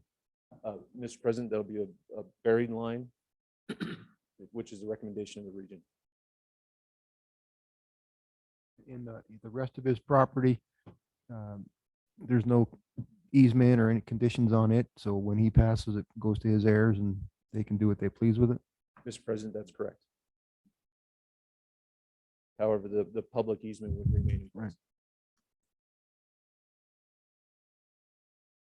Any questions? Are we, Mr. President, are we voting on these separately or all? Let's do it separately. In case Do somebody. you have a problem with any of that? Mr. President, Commissioner Jolovich, no, the departments looked this over. Many of these types of projects developed through the regional folks that we have. And we vet these prior to bringing them to commission. So before we recommend them to you, we look through them pretty heavily to make sure that we're okay with them. Well, Mr. President, I would make a motion that we accept what they want to do. Okay, as proposed. I'll second. Okay, it's moved by Commissioner Jolovich, second by Commissioner Byrd to approve the Tongue River Canyon Public Access Area Easement Exchange. Any discussion? All those in favor? Aye. Opposed? Okay, thank you. Thank you, Mr. President. The next item is a conservation easement donation at Munger Mountain, which is in Teton County, just south of our South Park WHMA. I'll get the PowerPoint back up here in a moment, but this property is located very near to an existing conservation easement that the commission holds at Munger Mountain. This is 148.9 acres of property that will be preserved from development. This is very crucial habitat for big game and many other species. It's along the Snake River corridor. Again, this is a donated easement. The landowner there has worked with the Conservation Fund. The Conservation Fund has gone out and obtained funding for this easement in a partial capacity. $5 million of that funding is from the Forest Legacy Program, with an additional $150,000 from the WWNRT. With the total estimated value of the conservation easement being between $11 and $16 million. So the landowner is willing to essentially donate the difference. $10 million. Very valuable piece of property. Is this the same property we've been dealing with for several years? Yeah, Mr. President, that's correct. So I originally brought this to the commission in September of 2020, where the commission granted authorization to proceed at that time. The reason why we brought this in two different stages is simply because we needed time to put together the actual easement language, make sure the Forest Legacy funding came to fruition, and that the Conservation Fund and Jackson Hole Land Trust, who has also participated on this project, had time to essentially work out all the details. So those have been worked out at this stage. Here's a map showing the area. The existing Munger Mountain Conservation easement that the commission holds is shown in lavender here. And the proposal is adjacent to it, just to the west. So you can see that they touch. The Snake River runs between our South Park WHMA and these two land holdings. Not only will this easement be donated to the commission, the Jackson Hole Land Trust has agreed to monitor this easement on an annual basis on behalf of the commission. And there is a small public access component to it. So there are some islands that run along the South Snake River area here, and there are some through here as well. The part of this easement will allow the public to get onto those islands and fish from them in a pedestrian capacity. So there is a small public access component to it, but this fits in and ties into a lot of the habitat we've already conserved in the area. This is again, pretty crucial range for a lot of big game species and other wildlife. And there were some additional photos that I'd like to show you of the area as well. So this is a photo looking kind of from the high point of the easement area. You can see the Snake River and some of those islands I was discussing from a public access standpoint. So the South Park WHMA would be kind of this direction from this viewpoint. Another photo of the area. And it does get some pretty heavy use by elk and other species. So this time the department's recommending that the commission accept the donation of the conservation easement. And we will work out the remainder of the details. Any discussion?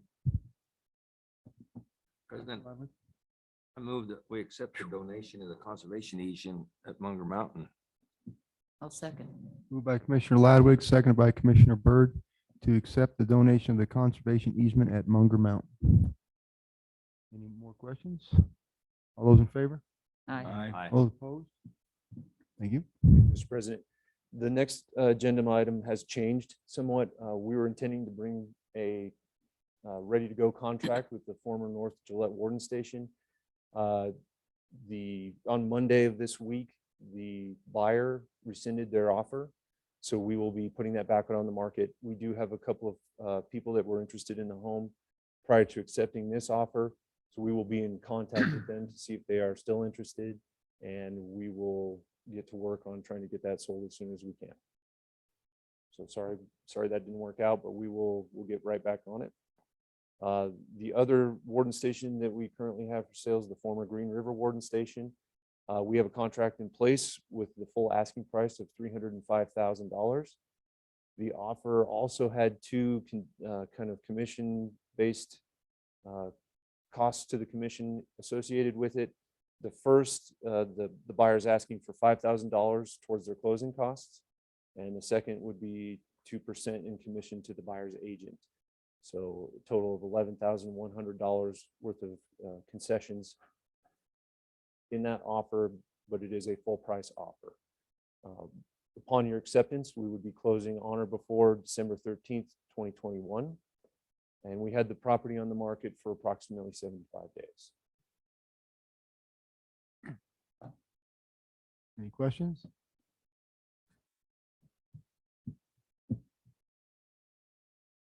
Anybody have an idea?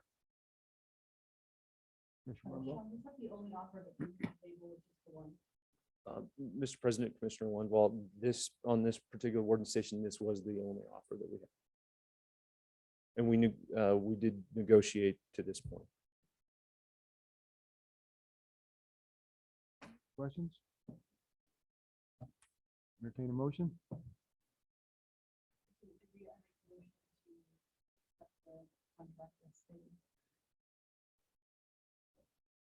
Second. Okay, it's moved by Commissioner Lundvall, seconded by Commissioner Ladwig, to accept the Green River Game Warden Station disposal offer. All those in favor? Aye. Opposed? Sell it. Thank you. Thank you, Mr. President.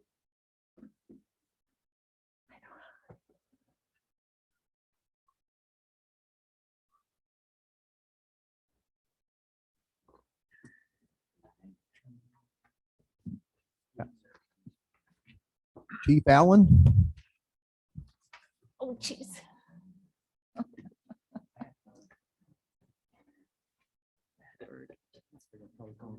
Rachel now. Senator Veterans Day being introduced as Rachel.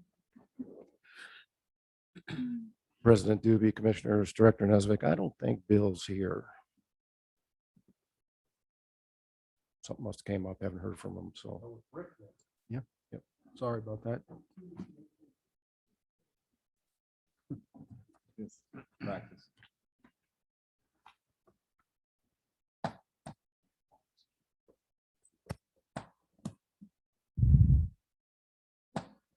President Doobie, Director Nesbitt, members of the commission. It's my privilege and honor to recognize Stan Harder today with his 20 years of service award. If I could get Stan to come up.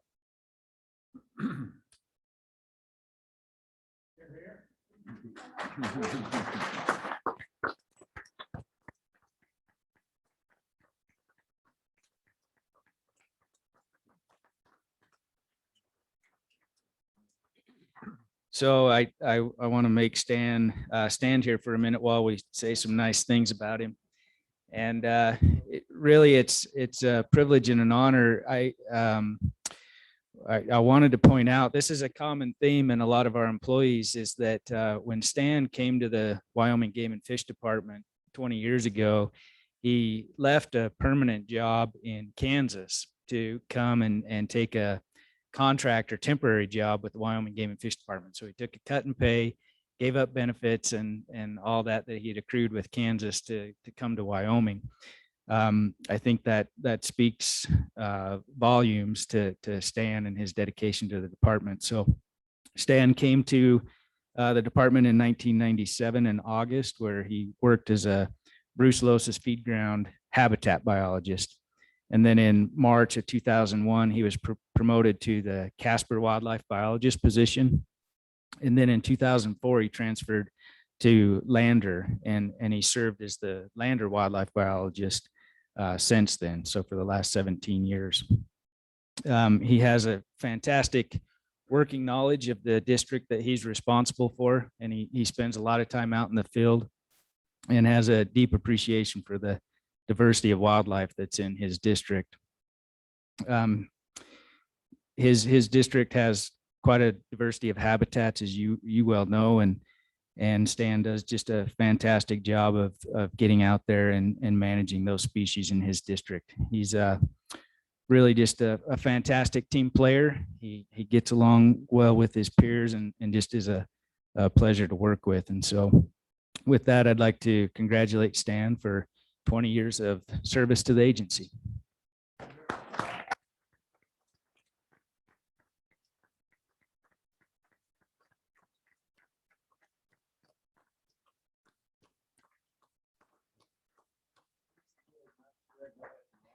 Hey Stan, we're gonna take a break after this and go out and do some pictures.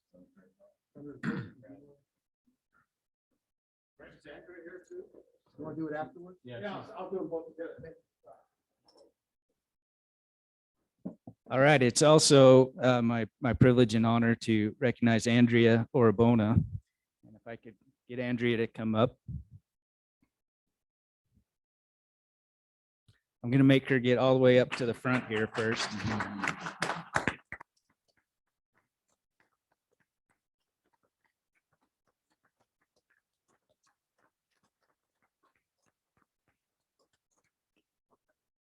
So this is a unique opportunity for us to recognize Andrea for 35 years of service to the Wyoming Game and Fish Department. Pretty impressive. And I'm going to say a bunch of nice things, but I think it's really important to point out that Wyoming has this rich diversity of wildlife, and we spend a ton of time focusing on a few species, big game species, trophy game species, and those are all, of course, important to us. But Wyoming's diversity of wildlife is truly spectacular, and Andrea's work focuses on those species that often don't get a lot of attention, but are critical to the state's species richness. And so for the last 35 years, Andrea has worked as the non-game bird biologist and in our non-game section. And throughout her career, she's been dedicated to several significant efforts. She's devoted countless hours in coordinating the National Breeding Bird Survey for the state. She's worked hard to implement the integrated monitoring and bird conservation regions. And she's worked to develop specific protocols for monitoring grassland birds. In addition to this, she spent a lot of time monitoring and setting up standardized protocols for that monitoring for secretive marsh birds, colonial water birds, heron rookeries, and raptors. And she's also been a key collaborator in our efforts and other entities' efforts to monitor burrowing owls through the state. And I hope you've all had the chance to see some of that work. Burrowing owls are a really neat critter that Wyoming's fortunate to host. And some of the lessons that we've learned about their migration patterns are really remarkable. And Andrea's played a key role in making that work happen. So Andrea's been, I also wanted to mention too, that she's been a longtime member and an active participant in the Wildlife Society, which is the professional society for wildlife biologists. I think her time with the Wildlife Society goes all the way back to student chapter days, where she served as a student chapter president. Is that correct? And she's also served as president of the Central Mountain and Plains section of the Wildlife Society, and in 2019 was inducted as a TWS fellow. So with that, again, would like to recognize Andrea for 35 years of service. Thank you.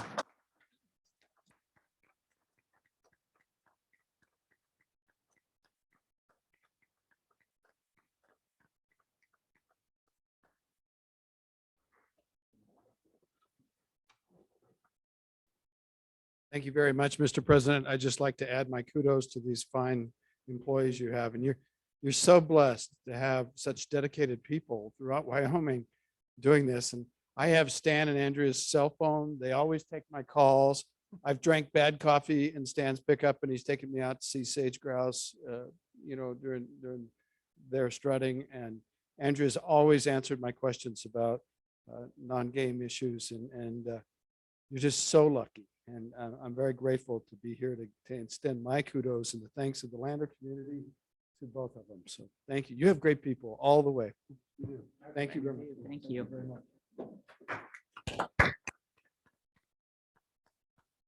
We'll take 5 minutes here and take a couple pictures. So we'll be back.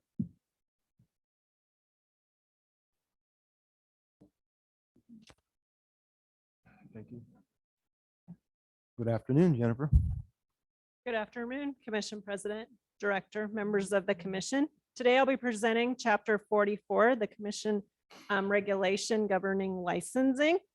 And so in here, there's several major changes, some changes correcting language and some cleanup language. And I'm going to walk through these fairly quickly. So the first change is on page 8 of the regulation, and this changes the definition of youth license. So this year in the 2021 legislative session, House Enrolled Act number 48 defined this definition and allows a person who is 11 years old to hunt a big game or trophy game as long as that individual attains the age of 12 prior to the calendar year. Previously, they couldn't hunt. They could hold a license, but they were not allowed to hunt on that license until they were actually 12. So they had to look at the regulations and make sure that their season was open. And even if the season was open, they were not allowed to hunt until they were actually 12 years old. This allows them to hunt as long as they turn 12 before the end of the calendar year. So that cleaned up that language and put that language in compliance with the House Enrolled Act 48. The other change is on page 22 under stamps. And this cleans up the language on the manual conservation stamp that the department no longer issues. We don't have paper conservation stamps. Everything is done through our electronic licensing system and lifetimes are printed on hard cards. The other thing is, as of 12/31/2020, the wildlife damage management stamp was no longer available, and that became through legislation a donation. So January 1, we moved to a wildlife damage management donation. So we had to strike the language that said the wildlife management damage stamp was effective until 12/31/2020. And just some information on that, we have collected almost $43,000 in wildlife damage management donations since the beginning of the year. The other one change from the legislative session is identified on page 29. This is the Pioneer Resident Trapping License. This was done in the 2021 legislative session, House Enrolled Act number 51. And this created a Pioneer Resident Trapping License.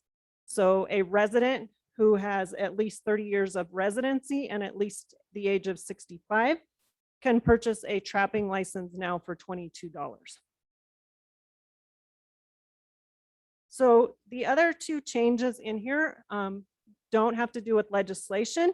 On page 32, you'll see a big section of application dates that are all stricken in red. And what this does is it removes all of the application dates for paper landowner applications. And so prior to 2 years ago, we had fully taken paper applications from landowners, and we have transitioned to an electronic system where landowners can submit their applications for their landowner licenses online.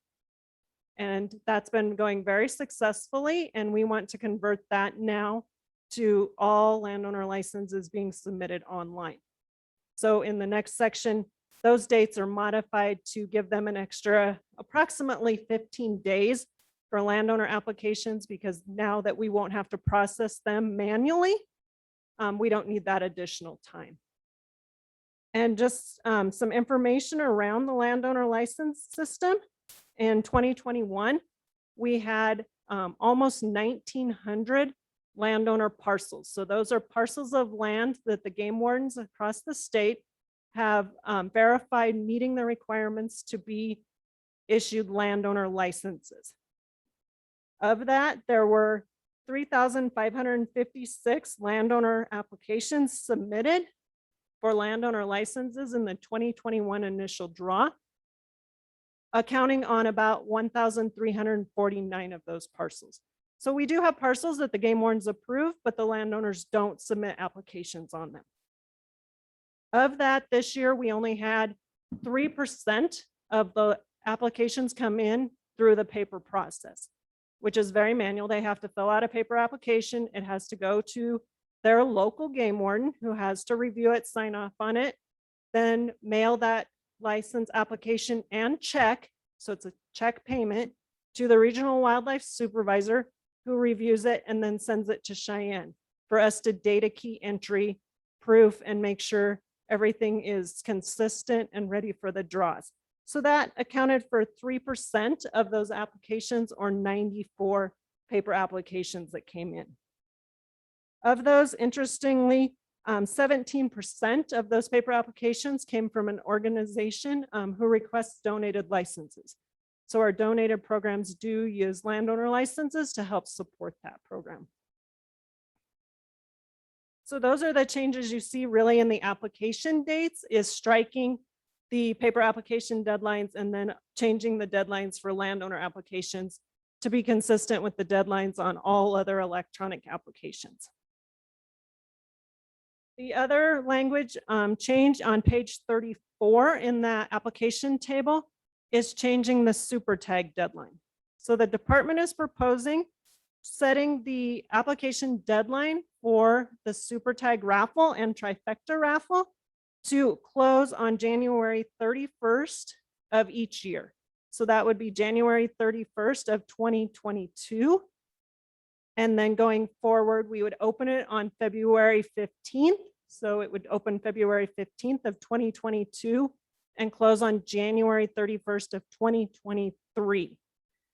This is a change from the current dates that are in commission regulation. So when the department was given the authority to implement the super tag, those application deadlines have been January 1st of each year. So this year they closed January 1st, not January, sorry, July 1st of 2021.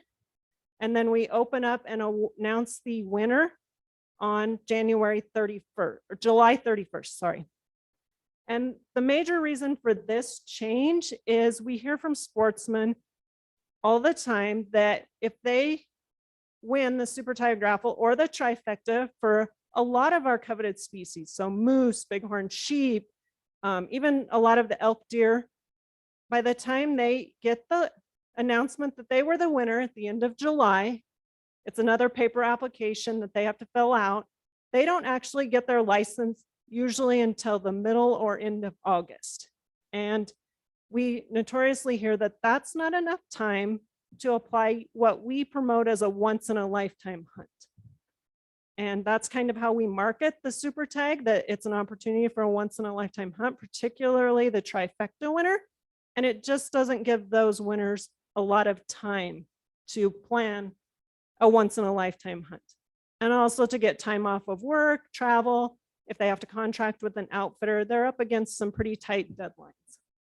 The other thing on the super tag is the trophy games. So the black bear super tag winner and the mountain lion super tag winner, because we don't issue those licenses till August, they can only hunt the fall bear season. That license for this year expires in December 31st. And so that license for the super tag black bear can never be used in the spring bear season.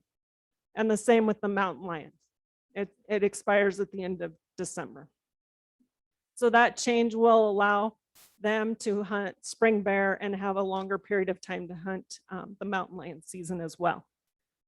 So if that change is approved, what we're proposing is it would close January 31st. That gives us through the non-resident elk deadline. Application periods open the first business day in January.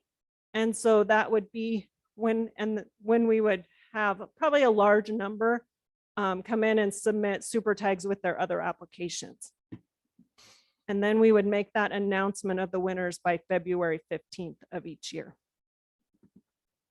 So the department did hold one public meeting that was held in Casper, and we did receive 23 public comments on Chapter 44 changes. There were several changes for comments about the super tag change. 7 of them supported the change, and 9 of them were against the change or wanted the department and commission to stick with the current deadlines. The other comments were around preference points for residents, and then comments on how draws are conducted, more specifically the 90-10 and or how we roll licenses in the initial draw. So with that, those are the changes in Chapter 44. I would stand for any questions. Any questions for Jennifer? Anybody else have any comment? I'd entertain a motion. I would move that we accept the code changes in Chapter 44. I'd so second. Okay, it's moved by Commissioner Roberts, second by Commissioner Brokaw to accept the department's recommendations for changes to Chapter 44. Any more questions, discussion? All those in favor? Aye. Aye. Opposed? Okay, thank you. Thank you.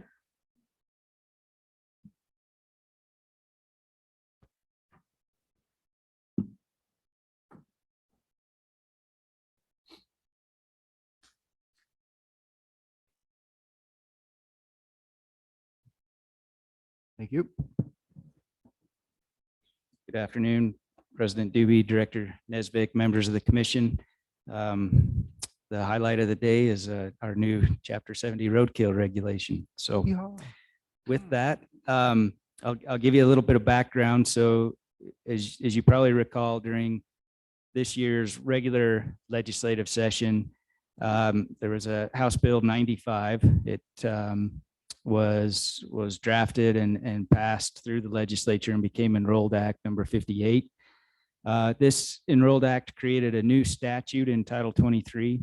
The new statute's 23.3.310, and it directs that the commission shall adopt rules to establish a program to allow individuals to possess wildlife killed as a result of an unintentional vehicle collision.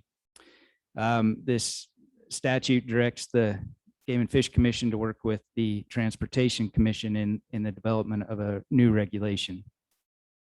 I would like to point out that we have Colonel Haller with the Wyoming Highway Patrol is online and available to answer any questions that you might have.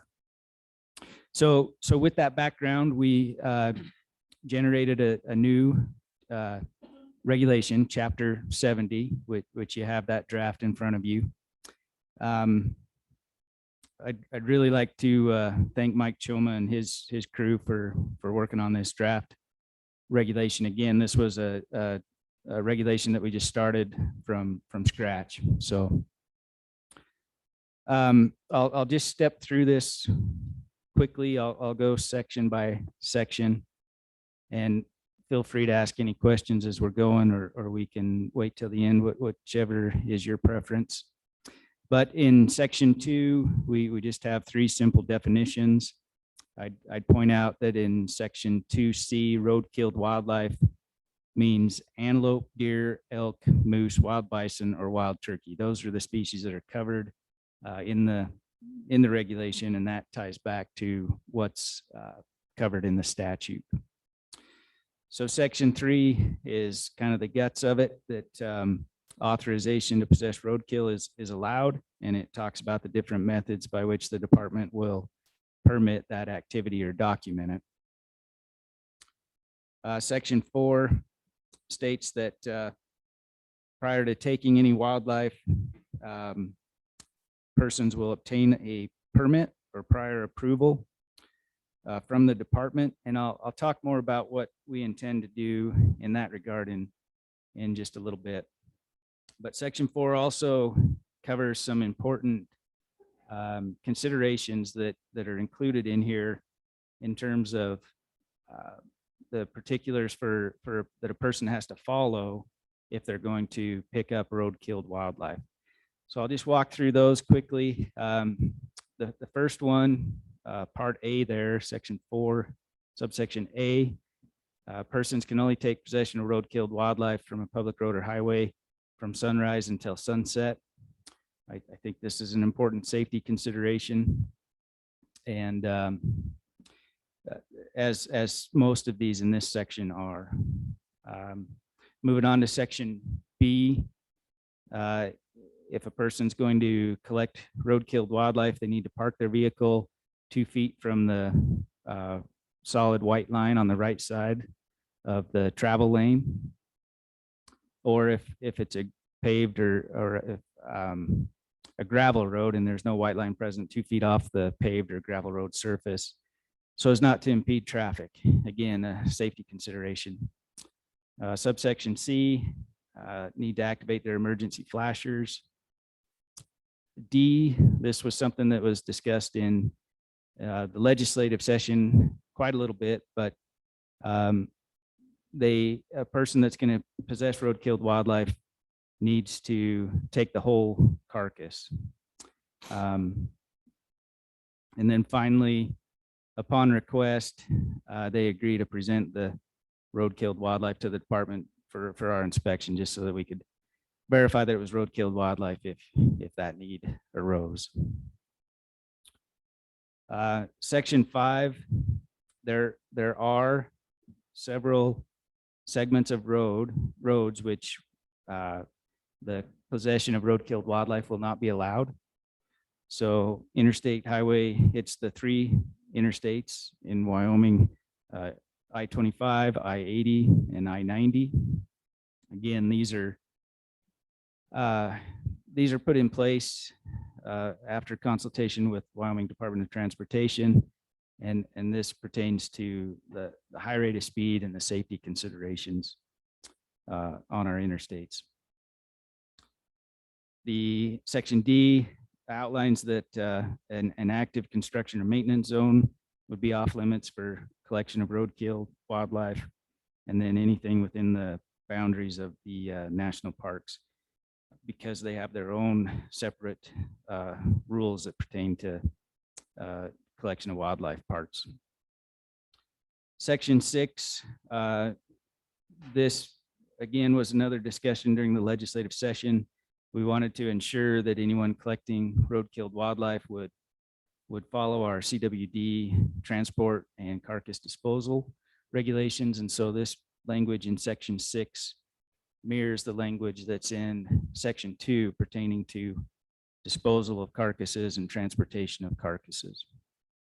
We think that's an important consideration to make in light of the CWD prevalence in the state. And then lastly, Section 7, if Rick, can I yes. interrupt for a second? Under Section 6, when you're talking about the proper way to dispose of it, there's around the Buffalo area, they actually have dumpsters out to dispose of carcasses. And I don't know if that's a statewide thing or not, but it's under this thing, that would not be okay place to dispose of them, correct? No, actually, those dumpsters would be approved, because those dumpsters end up in an approved landfill. So Oh, I see what you're that'd be saying. an All right. approved way Okay. to dispose of a carcass. So where it actually ends up, not necessarily the vessel. All right, thank you. Section 7 really is just it would make it a violation to make a false statement, just to cover law enforcement concerns from somebody trying to game the system to cover illegal wildlife. So that's the regulation. One of the things that we discussed it in length with the legislature was, and internally, is that our field folks have a lot to do. They're busy, and we're concerned that this could create a significant workload if they were constantly responding to folks who were requesting a permit to collect road-killed wildlife. And so what we were able to do, and Mike Choma and Jason Edwards took this on, we were able to work with YDOT and partner with them to utilize their existing 511 app. So this 511 app, if you haven't used it yet, it's really pretty slick. It's easy to load. It works on both Android and iPhone platforms. And the money that we talked about earlier today, the 17,000 that you approved, was not for cookbooks for roadkill, but it was actually for development of this 511 app. So I just wanted to clarify that's where that money would go, is that we would be able to partner with YDOT, build onto their 511 app, and folks will be able to use the 511 app to get an authorization to collect road-killed wildlife. So in a lot of circumstances, it should work pretty well that a person comes across a road-killed carcass on the roadway. They can pull up the 511 app. They'll enter a series of information, their information, what it is they're picking up, where, and they'll get an electronic authorization back on that app, and away they go. So our folks shouldn't be burdened with a big workload, and it should be really easy for folks who want to collect roadkill wildlife. So how does that work when you're not in an area that's got service? Yeah, that's a good question. So the 511 app works really well in that you don't need connectivity to still get the permit. It'll download the information once it comes into service. Now we did build, Jason Edwards and his shop have built a plan B, a backup plan that's web-based, just in case the development of the 511 app hits a glitch and isn't ready to go by the time this regulation passes here and passes through the governor's office. So that backup system would work very similar to the 511 app, but that one would require connectivity to the internet or cellular service. I just bring that up. I don't anticipate having any troubles, but just as a backup plan, our folks did build a second system to roll out just in case the 511 app has some glitches that we don't anticipate. How do you plan on promoting this, getting it out to the public, what they're supposed to do so that's preloaded in their phone before they? Yeah, President Doobie, Director Nesvik, members of the commission. So Sarah Dorenzio is already working on some messaging to get the word out. And in terms of the 511 app, it's really easy to get. If you go to YDOT's website, just Google it and it'll pop up and it'll say install, and you can do it. It's really pretty easy.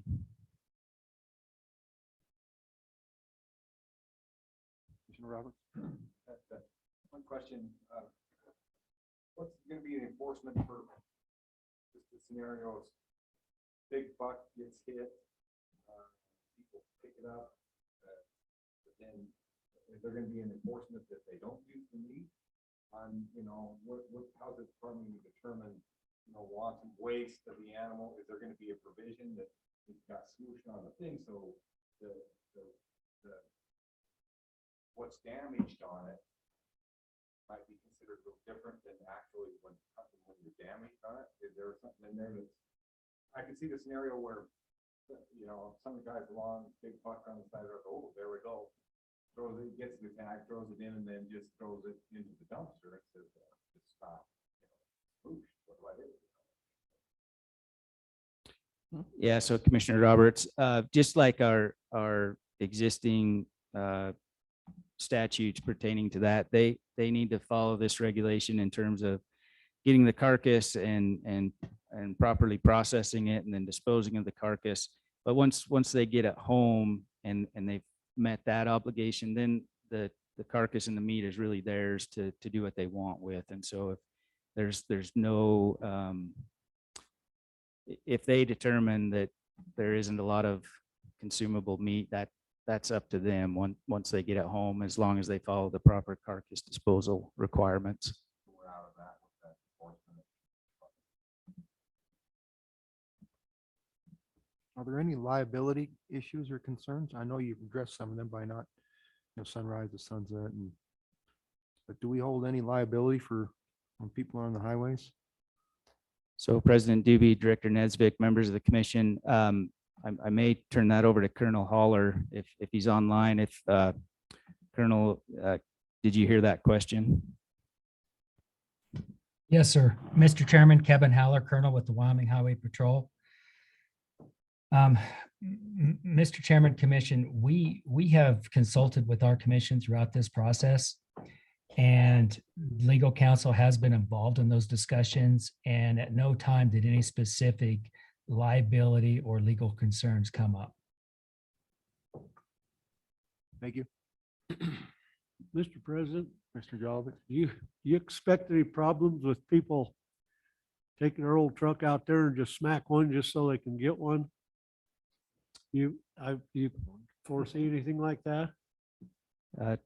President Doobie, Director Nesvik, Commissioner Jolovich, I think that, you know, there have been a handful of cases in the past where people have actually run down big game critters with a vehicle. It's been pretty few and far between, and so I really don't anticipate that to be a significant challenge, but I'm confident that this statute and other existing statutes provide plenty of coverage that if that did occur, we'd have plenty of prosecutorial ability to address it. Well, the thing I'm looking at is like, you know, some guy's out in his pickup running an antelope down the road, just bump him, take out a leg, and there you got a roadkill.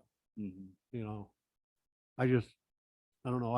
I've heard of some pretty unethical stuff that's happened in my 65 years, and it makes me wonder. So I'm good. I know that when we had the tri-state meeting down there in Jackson, we talked to 2 other states that have this already. And that question was raised and they said it was negligible. It just was not that big of a problem.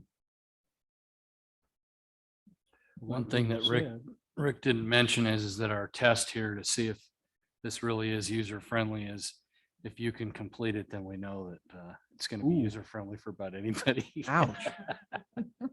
Well, he's a self-admitted technical expert, so.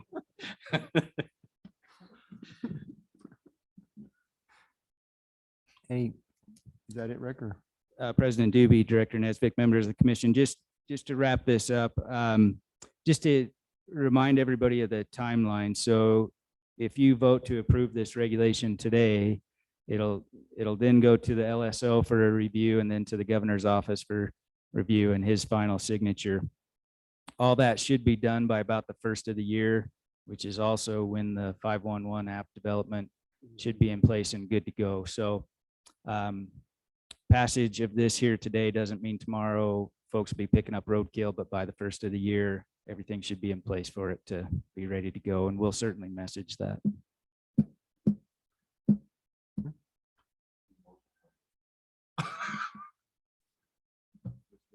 Any more questions? Mr. President,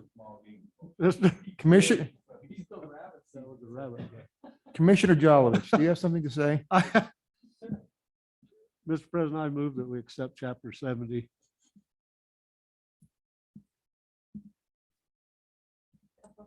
Okay. Moved by Commissioner Jolovich, second by Commissioner Lundvall to accept the Chapter 70, approval of Chapter 70.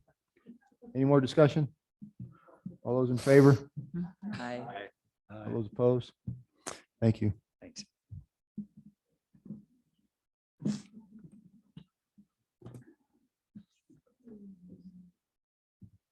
No, Angie, we got to do some house cleaning on this thing first. Excuse me, sorry.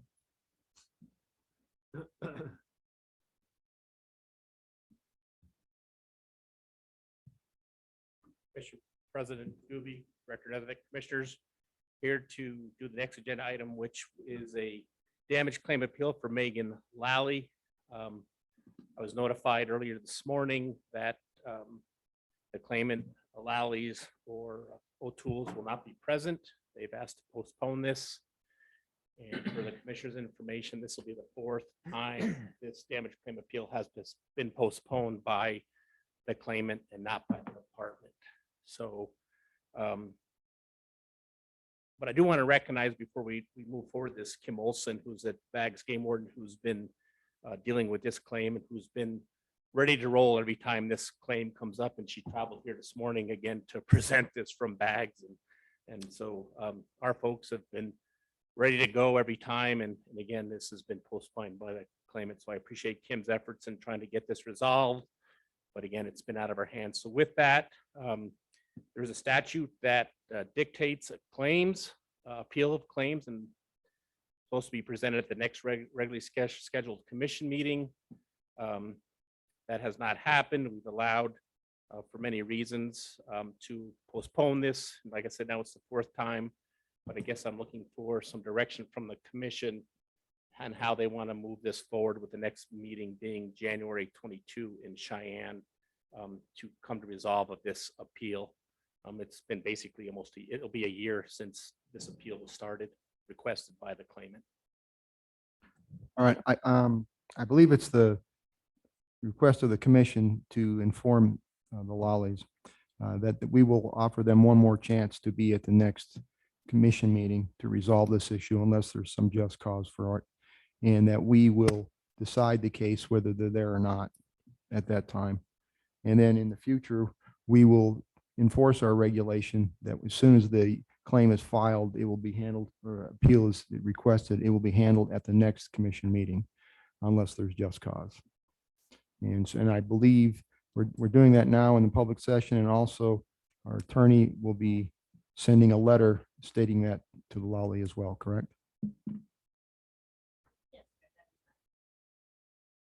Is that correct? That's correct. Yeah, to be very clear, Mr. President, the way that what I just heard is this case will be heard at the January commission meeting, one way or the other. That is correct. Mr. Doobie, we will draft a letter as directed, notifying the Lollies of that requirement, and get that sent out hopefully at the end of this week or early next week after consultation with council on the wording. Yes, all our damage stuff is sent certified, Commissioner Roberts. Any other comments?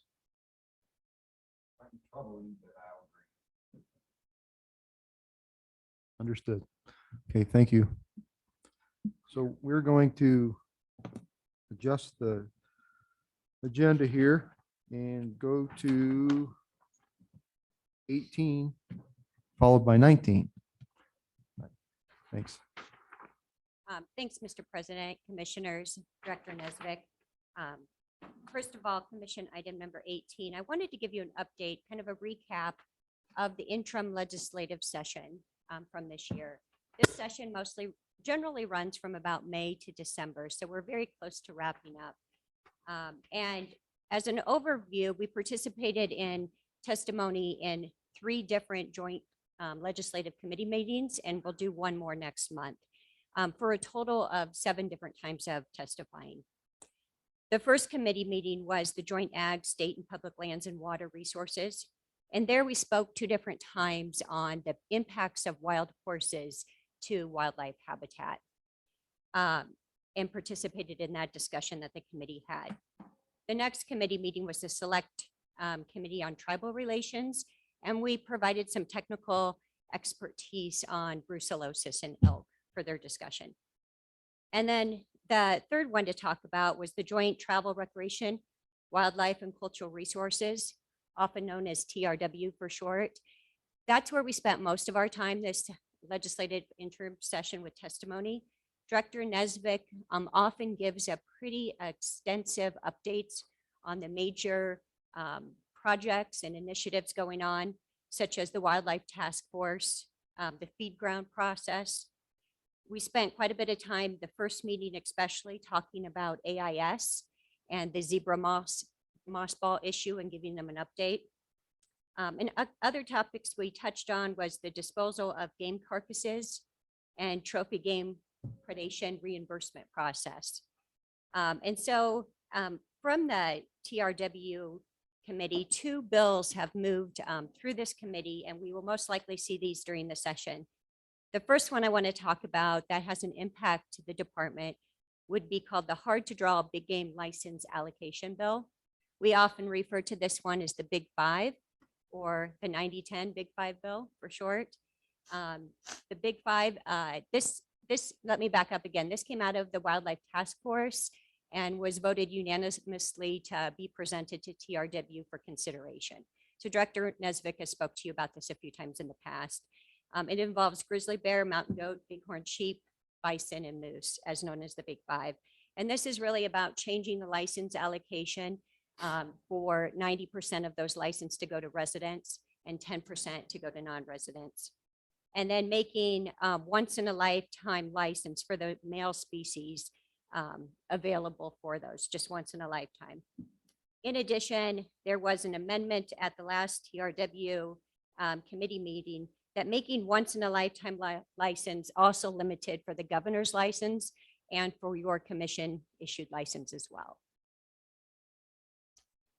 The other bill that has been discussed and moving forward in TRW that has impact to the department is known as Aquatic Invasive Species Inspection Enforcement Bill. And there was a lot of talk about AIS, and the legislators are really getting an extremely good understanding of the impacts that AIS may have on Wyoming waters.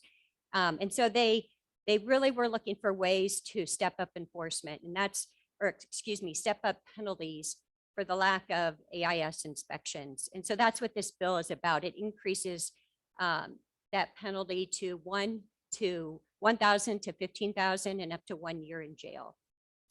So with that, the interim session, we have one more committee meeting to testify in a few weeks, and that's the Select Federal Natural Resource Management.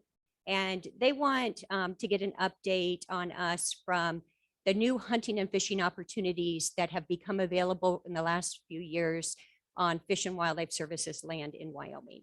So we'll be providing them an update on that. And so then we start session this year about mid-February. It should be a short session. It's a budget year. So we're looking at approximately 4 weeks. Other than that, we don't have any other bills on our radar. We could see starting to review proposed confidential bills for fiscal impacts any day now. So the work should begin soon. With that, I'll just stand for any questions. Thank you, Angie. Any questions for Angie? I'm trying to keep track. Who do we have now? We had to replace Commissioner Crank. Who's on the legislative committee now? Yeah, so we currently have Commissioner, let's see, we have Ladwall and Brokaw. Ladberg. Oh, wait. Ladwig. Yeah. Commissioner Ladwig and Yeah, Commissioner we got a Brokaw. new commissioner today. Yeah, and so if we could have a replacement for Commissioner Crank, I'm looking, I think Ashley has volunteered. That's perfect. that would be great. So I will visit with you in more detail, and then, like I said, you could see something from me any day with those confidential bill drafts coming forward. So expect some communication from me. Yeah. You also get a- And that other guy. Rachel. Ladwig or Ladberg. The old lad. But you also get to work with me, so. I'll do it. Okay. Okay, Anything else on that item? I don't believe so. I'll move on to commission item number 19. And I wanted to give you an update on the I-25 Casey to Buffalo Wildlife Crossing project. And as you know, I'm just briefly talk about what this project is. I think you guys are well aware, but it's roughly 15 miles of exclusionary fence, gates, and along Interstate 25. And the reason it's just fences and gates is the fact that there already are agricultural underpasses in this stretch of interstate. And so we're going to utilize those existing underpasses, but add the fencing in order to better funnel the deer under the interstate more safely. So this project has been going on for over a year now, and we've been actively fundraising. If you guys recall, the commission started off that effort by dedicating $750,000 funds to this project. We have a total estimate of the project of 3.3 to 4 when we started, 3.3 to 4 million when we started. And today, I'm happy to report that we have 17 different funding sources. And I'd like to take a minute just to recognize who they are, but then to call attention to the Wildlife Fund, who has been aggressively helping me seek out funding sources, and not just traditional ones, but ones that we maybe haven't worked so much in the past with. So with that, the fund has played a big role. The other ones to mention are Williams Corporation. Knobloch has invested 2 different grants. The Muley Fanatics has invested several times. Bass Pro. As you recall, at the last meeting, the Goshen County Rooster Club gave 20,000. WWNRT, so the Wyoming Wildlife Natural Resource Trust, has made one matching contribution of $500,000 and is seeking funds to match another $500,000. Through our license donations, I think this is interesting to mention. So 2 years ago, there was a legislative bill that made available the option. So when you go in to purchase your hunting or fishing license or preference points, you will see now that you have an option to donate to wildlife crossings.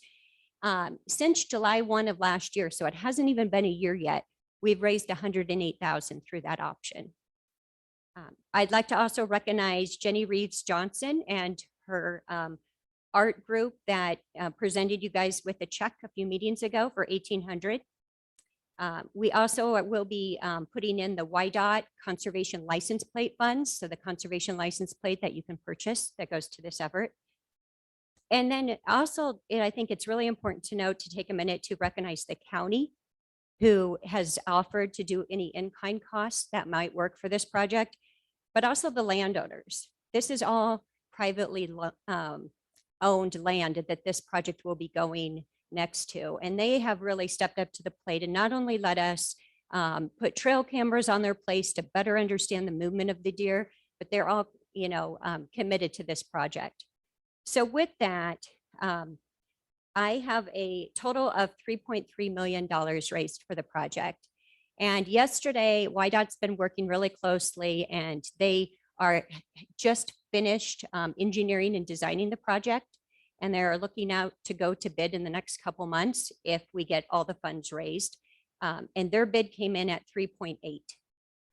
So we are very close, not quite over the finish line, but really close to being able to bid this out and start construction. Mr. President, Commissioner Jolovich? Deputy Director Bruce, I'd like to make a correction. The $20,000 was a combination, 10,000 from Rooster Boosters, 10,000 from Goshen County Two-Shot Goose Hunt. Great, thank you. Just for the record. Yep. Thanks. Thank you. Commissioner Ladwig? Mr. President, we've been working on this for quite a while, and it's a very, very impressive project, and it's going to protect our wildlife. And at this point in time, I'd like to make a motion that the commission put $500,000 into this account so that we can get this fully funded, use our discretionary funds for that purpose. I'll second. Okay, it's been moved and seconded by motion by Commissioner Ladwig, seconded by Commissioner Byrd, to authorize $500,000 from our discretionary fund to fully fund the I-25 project. Any discussion? Mr. President, is that what we need to? That is finish it. That is correct. Okay. I think this is a pretty big deal. I think so. We have 2 projects. I think the Wildlife Fund needs to stand up and take a bow. Chris, Bruce, thank you for everything.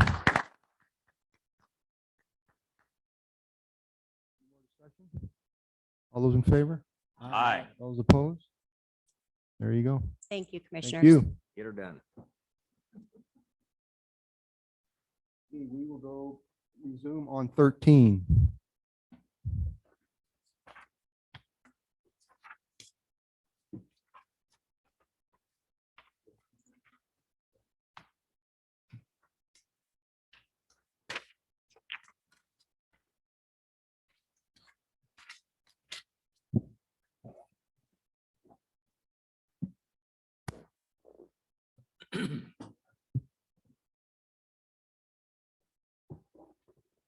Mr. President Doobie, Commissioners, Director Nesvik. Next agenda item is 13, which is an update on Chapter 28 regulation, which is a damage reg. As a reminder, you asked us at the April Commission meeting in Jackson to take a look at Chapter 28, specifically regarding compensation multiplier for other ages of livestock, specifically yearlings. And so I'm here today to provide that update. Long story short is there's not a lot of research on yearling losses by trophy game animals and number that are found or not found. However, luckily, over the last 2 years, the department has been involved with the University of California at Berkeley and with one of our employees, Clint Atkinson, on actually looking at that issue in the Cody area. That research was just wrapped up this past fall. Clint is analyzing the data, and we are prepared to bring you a full-blown presentation recommendation at the January Commission meeting of 2022 with those findings, as well as some data analysis from some other cattle depredation we have specifically in the upper green that will give a much better picture of yearling losses that are found or not found, and then a recommendation on if a yearling multiplier is applicable or not. Also, we also have some information from USDA Wildlife Services, where a researcher there is also looking at this issue as well that we can present. But again, this is a unique situation where there's just not a lot of information that you can pull off the internet or off the shelf and make a recommendation. But again, luckily, Wyoming just completed some of this work basically in our back door here from Riverton that I think will paint a very good picture on what the commission should consider when looking at yearling multipliers, whether that's having a multiplier or not. I have not heard what the results of that data are yet, but again, we will present that to you in January if that's acceptable. Yes, of course. Is there any other potential changes that you're looking at the damage claims process as well? There is. That's a great question. And so I will go over those. As the changes I'll go over real quickly are based on, as you know, sitting on the commission, some of the issues you've had to deal with, as well as we've had to deal with in arbitration and district court and now Supreme Court. So we are looking at several changes. I've solicited input from our field folks that deal with this, and we're looking at adding definitions of calf to clearly define what a calf is. As you know, that's been an issue. Depending on if we go with a multiplier, we'll also define yearling to make it very clear. And then there's just a whole bunch of other changes which I'll go over. One is to deal with the issue of postponing damage claim appeals, for multiple times. We'll try to spell that out, even though it's very clear in statute. We'll look at possibly making that even clearer on what next commission meeting means. We've got a lot of just clarification changes. Again, things have changed over time. We're going to try to clarify the hunting requirements to be eligible for damage claims. That's been an issue, several claims. And so we're going to try to tighten that up, clarify that a little bit. Trying to say that a damage claim will run for 365 days. So we're not running damage claims into multiple years. Basically, we would shut a damage claim down after 365 and they can refile the next day, but running damage claims over multiple years becomes unwieldy for us and as well as the claimant. And while it's not a common practice, that has come up, and when do I end my damage claim? So we're going to try to say that'll be, you'll run 365 days, whether that's a calendar year or some other part of 365 days. Oh, young of the year livestock is another term we use because that includes both cattle and sheep. We'll try to clarify that definition, clarify when the multiplier is not used. Currently, it's when it is used, and so we'll clarify that it's not used for other ages of livestock, other types of livestock other than defined in this regulation. So it's absolutely clear that adult cows are not included. Let's see. And that's kind of real generic summary. What about methodology on crop damage and that type of thing? methodology on crop damage stuff is really not something that we include in the damage regulation. It's more of the legal process. With regards to damage evaluation, we have a 6-inch binder that pretty much spells that out and the options that can be used. And so we have not had true damage evaluation techniques in the damage rate, because over time those change, and it's easier to change that probably through our damage claim manual process versus having to delay that until that gets commission approval to maybe implement a new technique. One thing we're looking at our cage technique, which we've used the last couple of years, starting to expand the use on that, but we are seeing a few problems, so we're evaluating that technique. Several of our techniques are just like corn damage. You know, we go out as stated when we dealt with the individuals claim they're at a wheatland on the elk here in Sheridan. His name escapes me right now. Whitetail Ranch. What's that? Whitetail Ranch. Whitetail Ranch. Thank you. You know, he had that satellite stuff. We've gone into a contract with a company that looks at that just for another tool. Also making sure that we are conducting adequate physical counts of animals when it comes to documenting the need for authorized hunting season, adequate number of hunters. So those are things we're looking at internally with regards to our damage evaluation process as well. It's as you know, damage claims are increasing both in number and amount, and unfortunate, 95% of our claims are settled without an issue, but we are getting some more contentious claims as the years go by. And I was hoping to end my career without a damage claim appeal, but it looks like in January I'll have one last one. Which is okay. It's been fun. So that's where we're at, Commission President Doobie. I think we're going to come forward with you in a good product. Even though in January we'll be presenting you that with some ideas and recommendations for discussion, we can still get to the regulatory process and have any changes, knock on wood, if everything goes right, in time for damage claims to be submitted in the 2022 livestock grazing period, damage period, and submission period, which is traditionally right about now is when we start getting all the livestock trophy game damage claims from the majority of producers. They're grazing allotments, shipped, they have an idea of what they lost, what they have, what we documented, and they start submitting their paperwork. So. Okay. Any questions for Scott? We do have a blue sheet. So Christian Peterson. Is he here? There he is.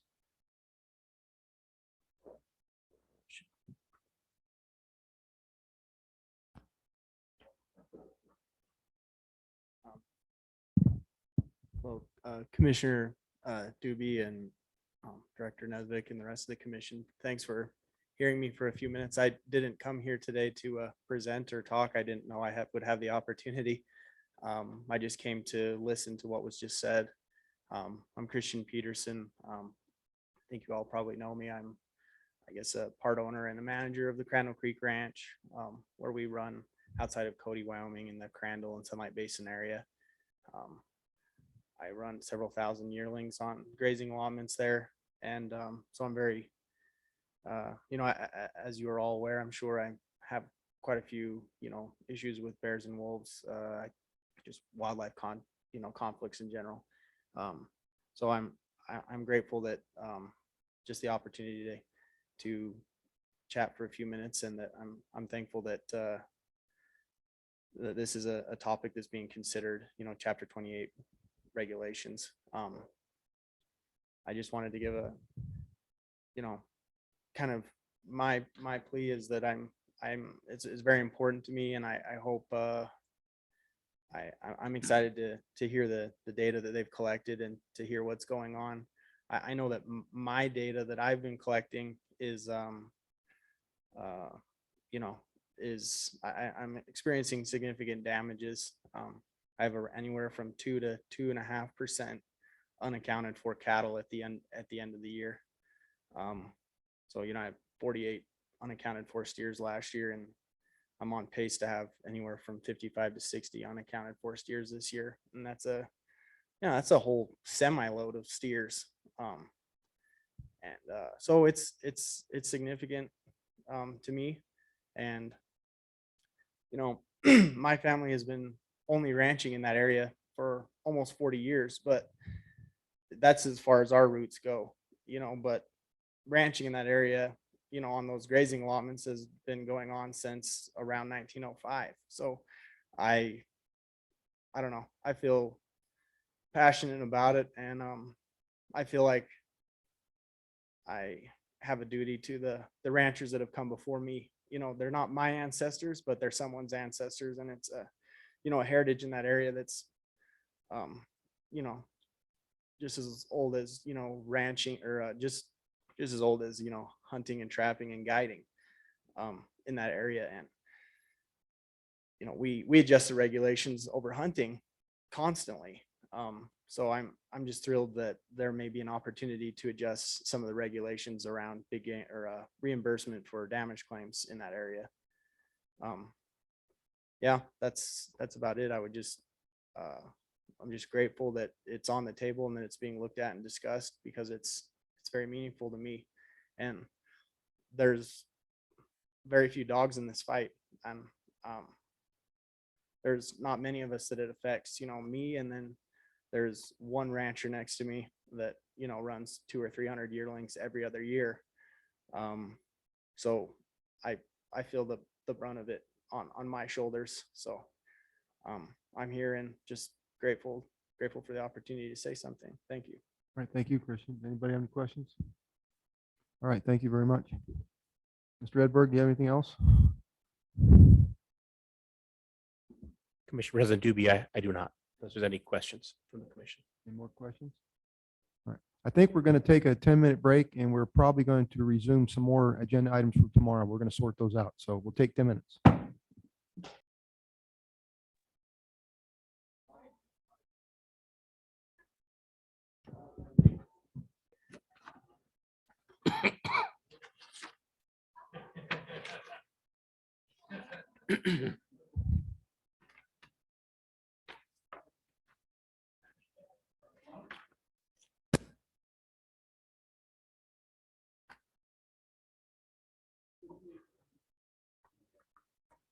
Like herding cats.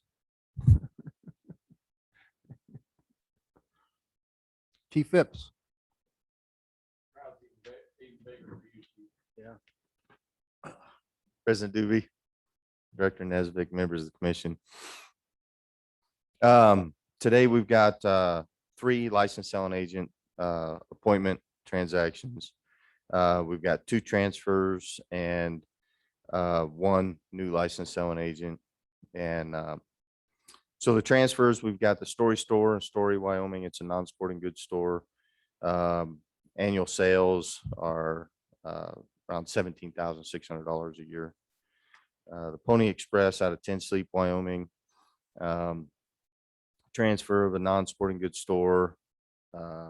There's 1 other agent in 10 Sleep. Pony Express's 2020 sales were $40,000 roughly a year.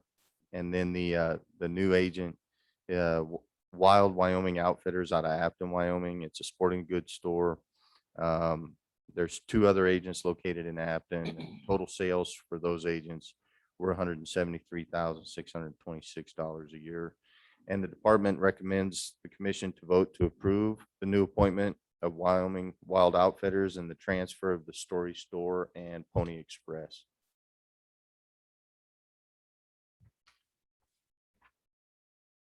I'll second.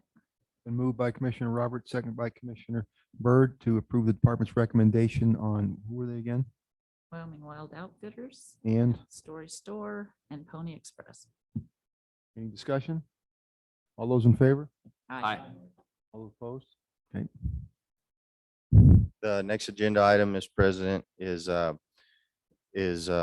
we've got 2 licensed selling agents. Our licensed selling agents are required to sell a minimum of $1,000 a year.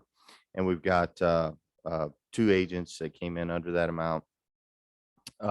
They've not met the minimum requirement of sales for 2021. And the department is recommending that the commission conditionally renew these licensed selling agents to allow them to continue selling licenses on behalf of the department. We have a Desert Bar located in Wamsonder, Wyoming. Their annual sales in 2021 were $994. They missed it by $6. The business has been a full license selling agent since 2008, October of 2008. Their 2020 sales were $1,736. The next nearest licensed selling agent's in Grable, about 36 miles away. The next one is a Shell Campground located in Shell, Wyoming.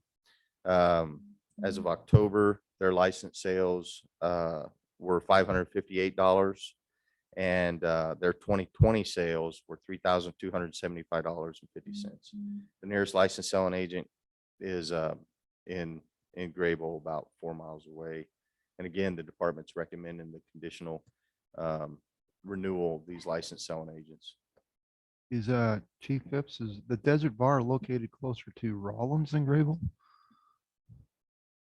It says located in Wamsutter. Yeah, it's located closer to Rollins. Yeah, than- I'm than- thinking than Grable was 36 miles away. Yikes. Yeah. That's a big 36 miles. It's a I big got a 36. typo on the form. I take it both of these are on our electronic process? I'd have to verify that. and It was get back to verified. you. It was verified. Yeah. You got the north-south Mr. from Jennifer. Good. President. I just have one question. I guess, what does it mean to conditionally renew? Does that give them another year? Do we have anything in place where if they don't meet it for several years, we cut them off, or do we just look at it every year? Mr. President, Commissioner Byrd, we do look at it every year.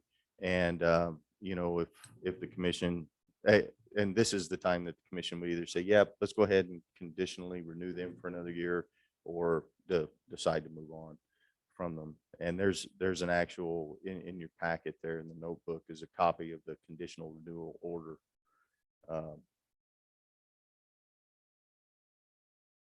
As well. But just so they had one bad year, we'll give them another chance. Thank you. Mr. Roberts? What does it cost the department for somebody to sell his license? How much are we into it for? No?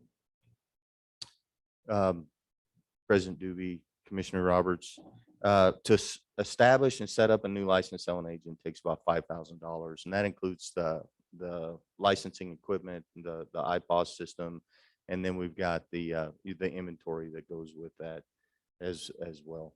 So once they're established, the maintenance cost is fairly negligible. I don't have an exact dollar number for you. Was this regulation more for when we had written licenses and those types of issues? I mean, is it even necessary anymore? If they're a computer operator on our computer system, our expenses are virtually nil. So is this even something that we need to worry about in the future, or? I thinking on my feet here, President Doobie, is you know, it could be for especially some of our seasonal agents that may or may not have electronic access. I'll let Jennifer chime in. Phone a friend. Good job. Commission President, this is also a requirement of Wyoming State Statute 231701, that we bring licensed selling agents under the $1,000 sales in front of the commission annually. It would be a statute change, which is Correct. not that much fun. We can probably handle this.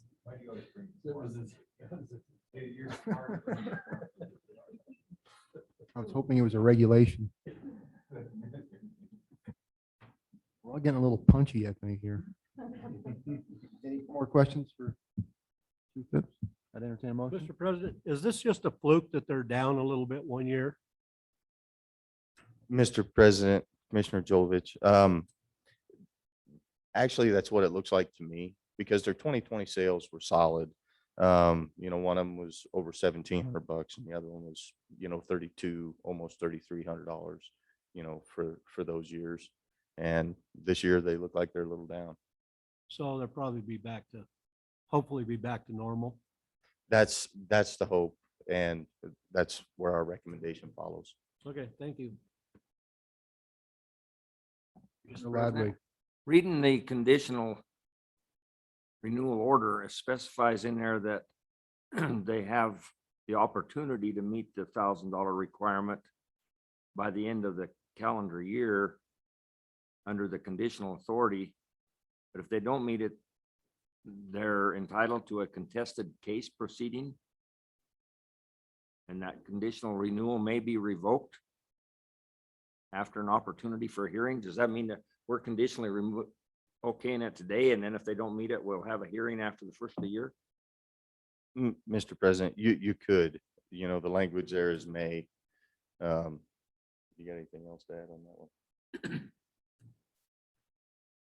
So we can bring these back to the commission after we audit all of their sales. So they have, the 2 months, they have November and December, as well as the audit. So if they had sold anything offline licenses that hadn't been entered into the system, we would bring back any of the final sales audited numbers if they're not meeting that $1,000. And then you may take action to then revoke their conditional approval. But the conditional approval would be for the next year if we didn't decide to take action? So you'll be conditionally approving them to sell licenses for the 2022 season. So currently, all our agents are in the bonding process to renew to be a licensed selling agent for 2022. Their bond renewals and applications are due by December 1. Okay, thank you. Any more questions? Entertain a motion? I'll move that we conditionally renew the licensed selling agents out of the Desert Bar and Shell Campground.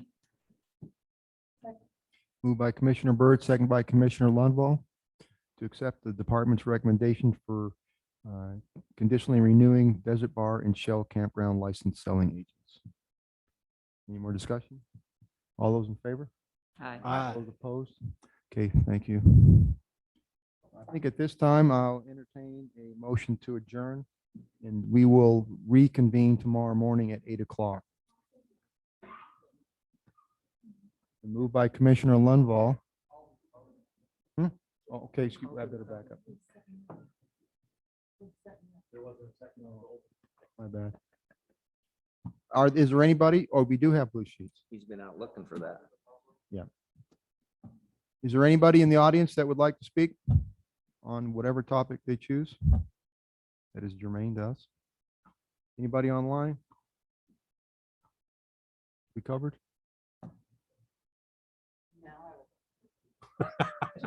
I'll second. Moved by Commissioner Lundvall, second by Commissioner Byrd to adjourn. All those in favor? Aye. All those opposed? All right, we'll see you tomorrow morning at 8. Thank you.